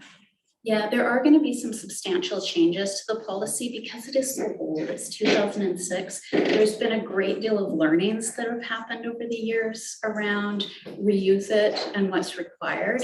So while we can open other sites, we'll create signage based on the existing policy and then have to change that signage when the new policy comes out. So there's a little bit of inconsistency that will occur if we open up prior to. Did I see a hand, Director Richmond? Yeah, I think Angela answered most of my question. I mean, from my first thought earlier in the agenda and looking at this item was when we discussed capacity issues and building a policy around free stores seemed like a lot of work for staff, for, you know, it was questioning for what value. You've answered some of those questions. So, I mean, if staff feels it's good for them to have that policy in hand, then I support the work. To me, you know, we're anxious to get the free store going up in your neck of the woods. It's a free store, let's get it going and put that policy to a lower priority would have been my instinct. But if it's a tool that staff feels it's in the best interest to have in hand, then I would support it as well. It just seemed like an unnecessary policy at this time. Yeah, you know, in my director report, I state that, you know, we've already got a policy that we can use. And then once the full policy is developed, and that's why I wanted that report to come out in September, at the September board meeting. Originally, I wanted it in the August board meeting, but that way everybody else knows that a new policy is coming and the new regulations around it, so on and so forth. But in the meantime, the policy is already there. that we can use, and it was been used for all that time, and we really didn't have any issues at the Lowbridge transfer station. So would you need a motion then to open it? Motion's on the floor. Oh, should we do that?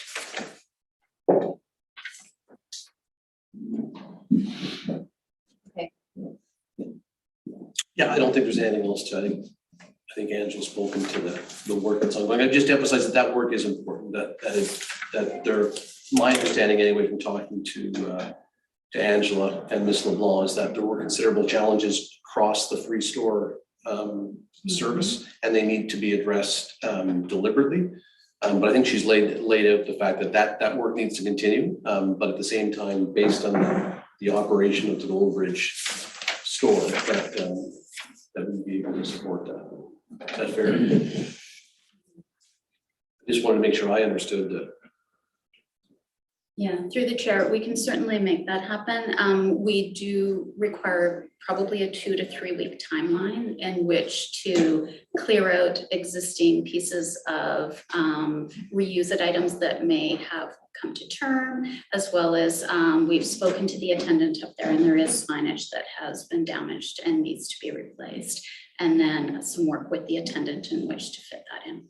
So it's likely 2 to 3 weeks. Go ahead. But just so that I'm clear, we're gonna do that work and put up signage, and then we're gonna have a meeting in September, and then we're gonna replace all the signage.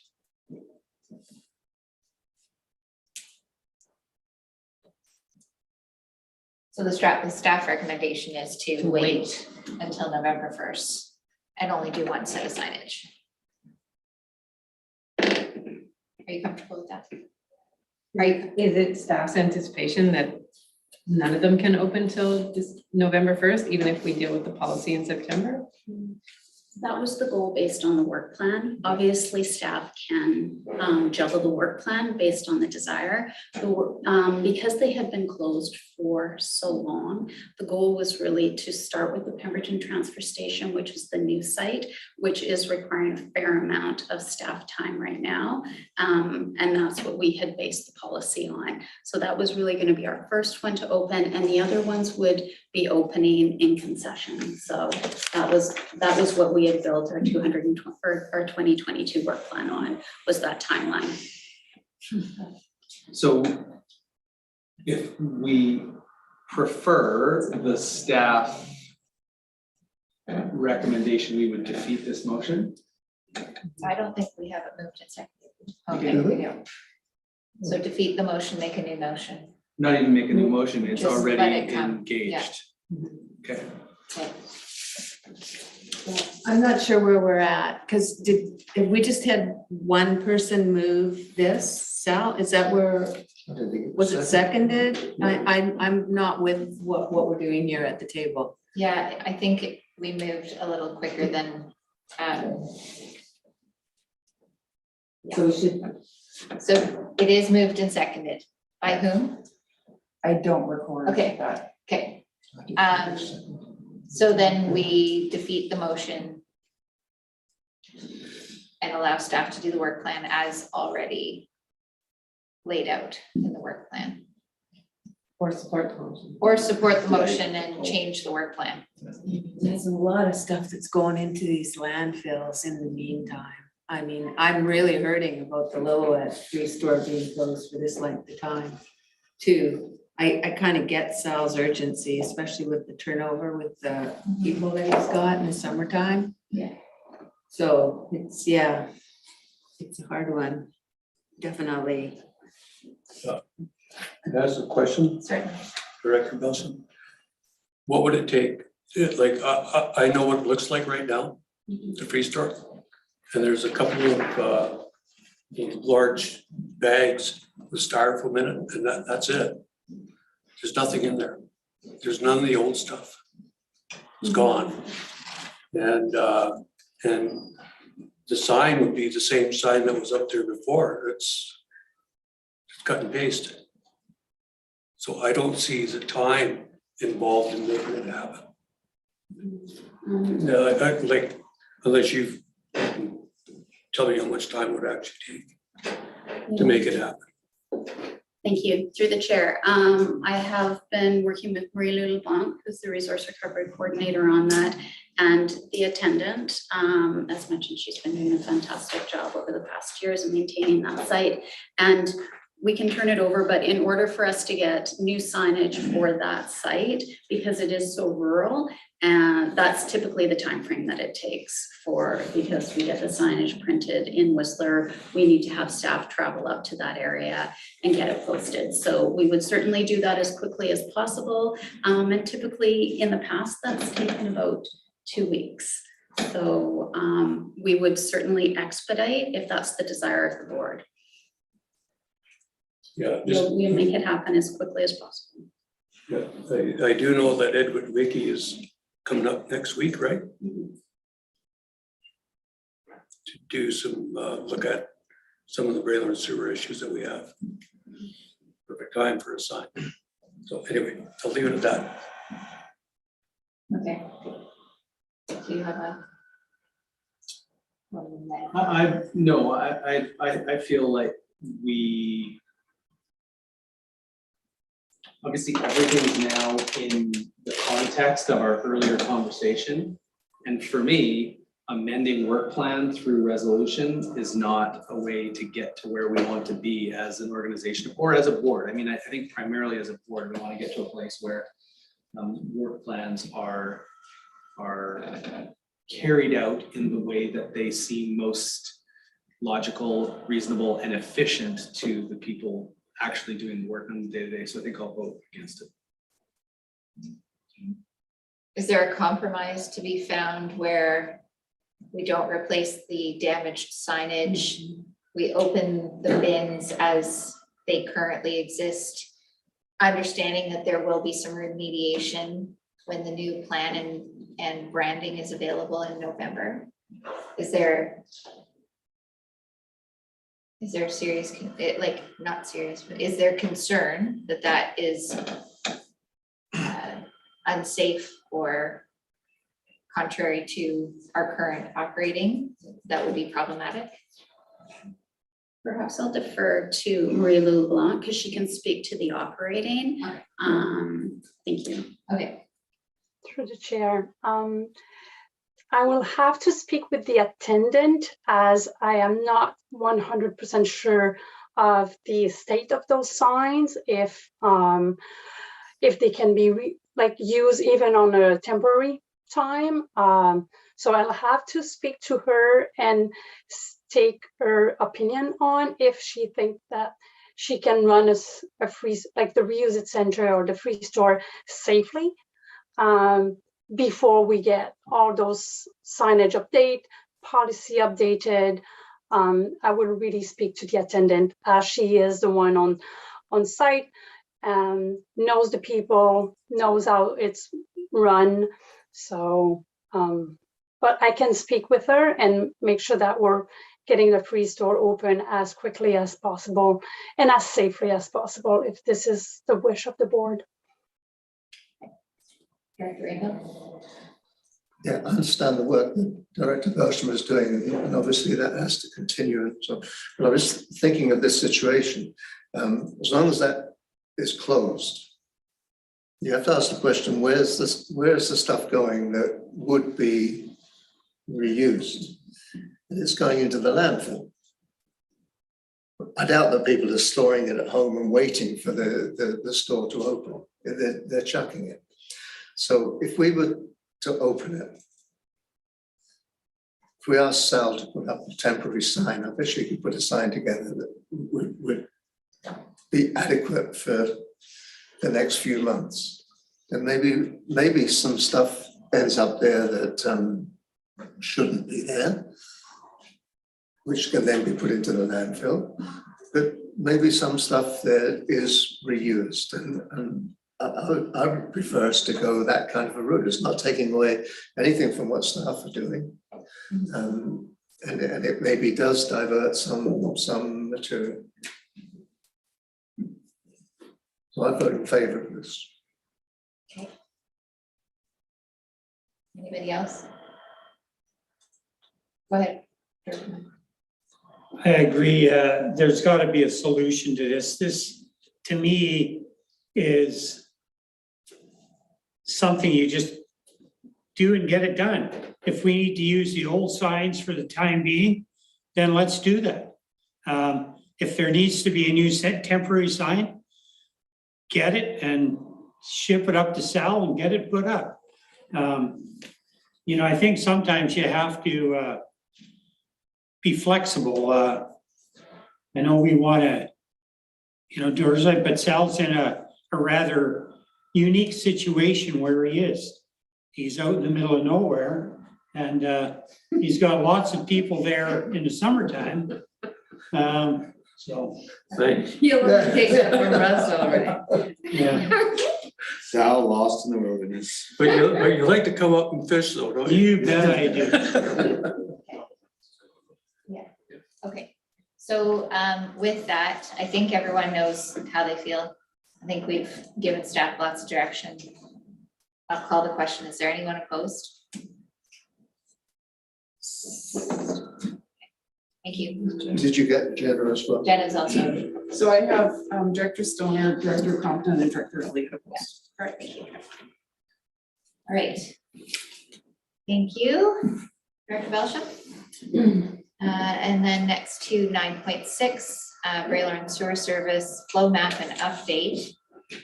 And Director Demare? Yeah, I'll talk to it. Yeah, there's definitely been a lot of confusion and misunderstanding of what, of who's hooked up to the new system. And I've had a couple of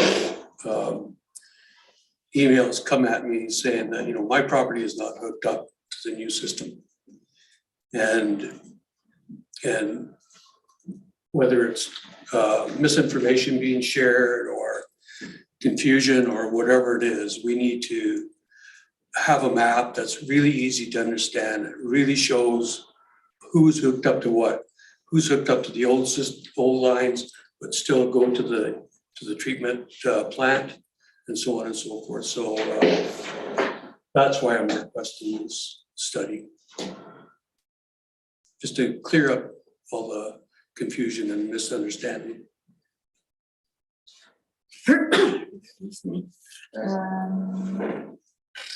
Question? I just want to note that this SLRD area PILT is area A PILT. Not area B.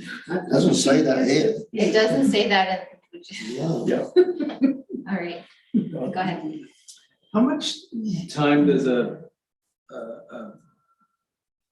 contract and then the work like this take? Is it very much just goes across your desk and it's done, or is there a lot of time and energy from the staff perspective that goes into this kind of $5,000 project? Yeah, it really depends on the nature of the project. I don't know if Ms. Belcher wants to expand on this one.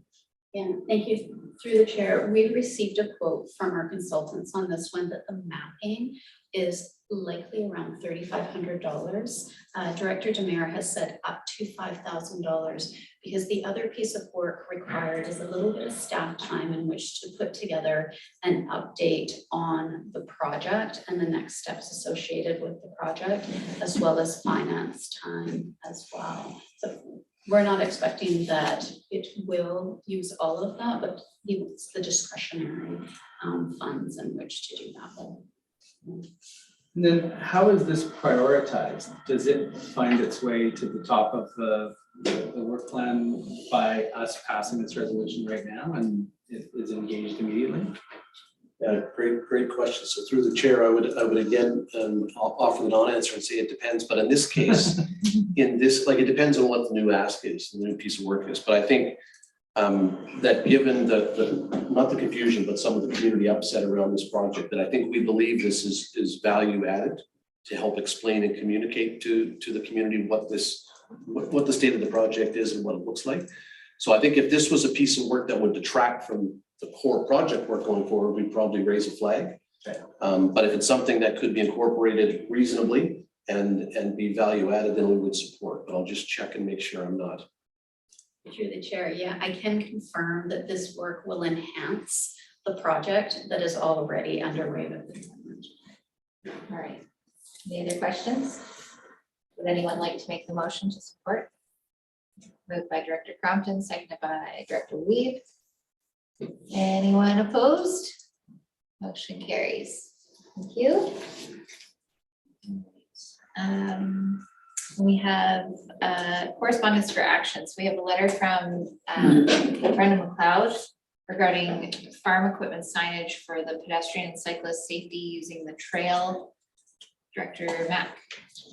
Yeah, and I read her letter and I totally agree with what she's saying. I think we do need to put some signage on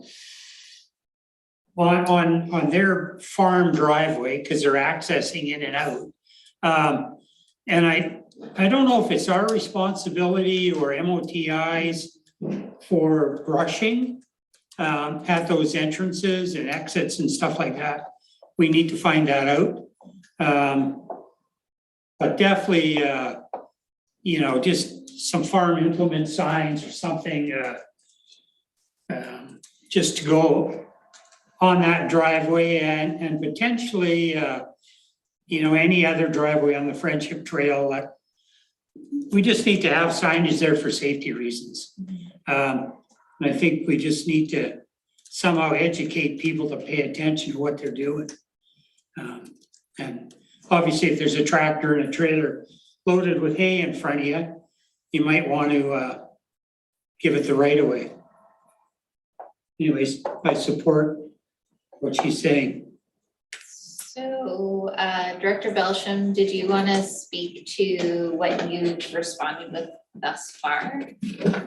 Thank you, through the chair. We have responded to Ms. McLeod. Currently, there are stop signs that are on either side of her driveway. Yeah. And we do have a contractor hired through the SLRD to brush the area, which is on MOTI right of way, which they do on a regular basis. I will defer to Alison McDonald because she did do a site visit yesterday, so can speak to the state as to what it's been throughout the summer. And we have been receiving actually photos of the work our contractor has been doing through the Friendship Trail in that area, so we can kind of keep track. Because it was such a wet spring, everything was growing really rapidly this year. So he's been sharing photos on his maintenance work. Chair. The McLeod's driveway does have the two stop signs, but they are located, they're attached to the actual Friendship Trail fence. They stand out about a foot. And I think the mower doesn't always get right underneath the stop sign. So there is an argument there that maybe they aren't as visible as they could be. So what I would recommend is that staff take those two stop signs, just put them on separate posts, the way we have them on, in fact, every other driveway. Like Clover Road. Friendship Trail, the same. And that way they'll be more visible to people using the trail. It might be an easy solution to. And so would you share those photos and the information from today's meeting about remediation plans with Ms. McLeod? Would you like a resolution to that effect? Yeah. Moved by Director Mack, seconded by Director Crompton. Further comments? What? We're not taking over responsibility for something that MOTI should be doing. Through the chair, as part of our permit for that trail, we are required to put the stop yes. signs up, which we did. We're Right. just gonna move the location. Anyone opposed? Motion carries. Thank you very much. Okay. This is a request for funding from Marshall Valley Community Association. Thank you, Chair. Yeah, I'll have to declare a conflict of interest for agenda item 10.2 and 10.3. As my daughter works for the PRCA and my wife Debbie is one of the board of directors. Thank you.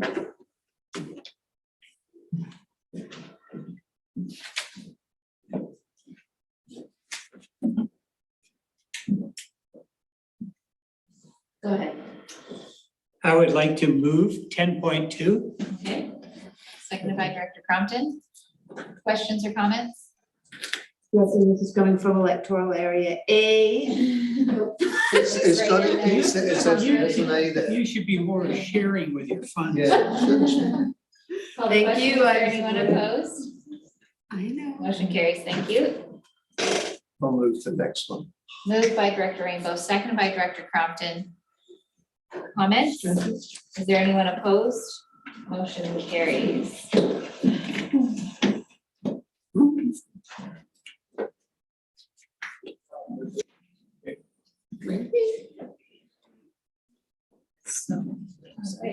Vivian's gonna pay for that. I heard. It's all covered in B. Very kind of her. She's wonderful, isn't she? And I'll make this into tab one, that's one security bylaw. You're looking.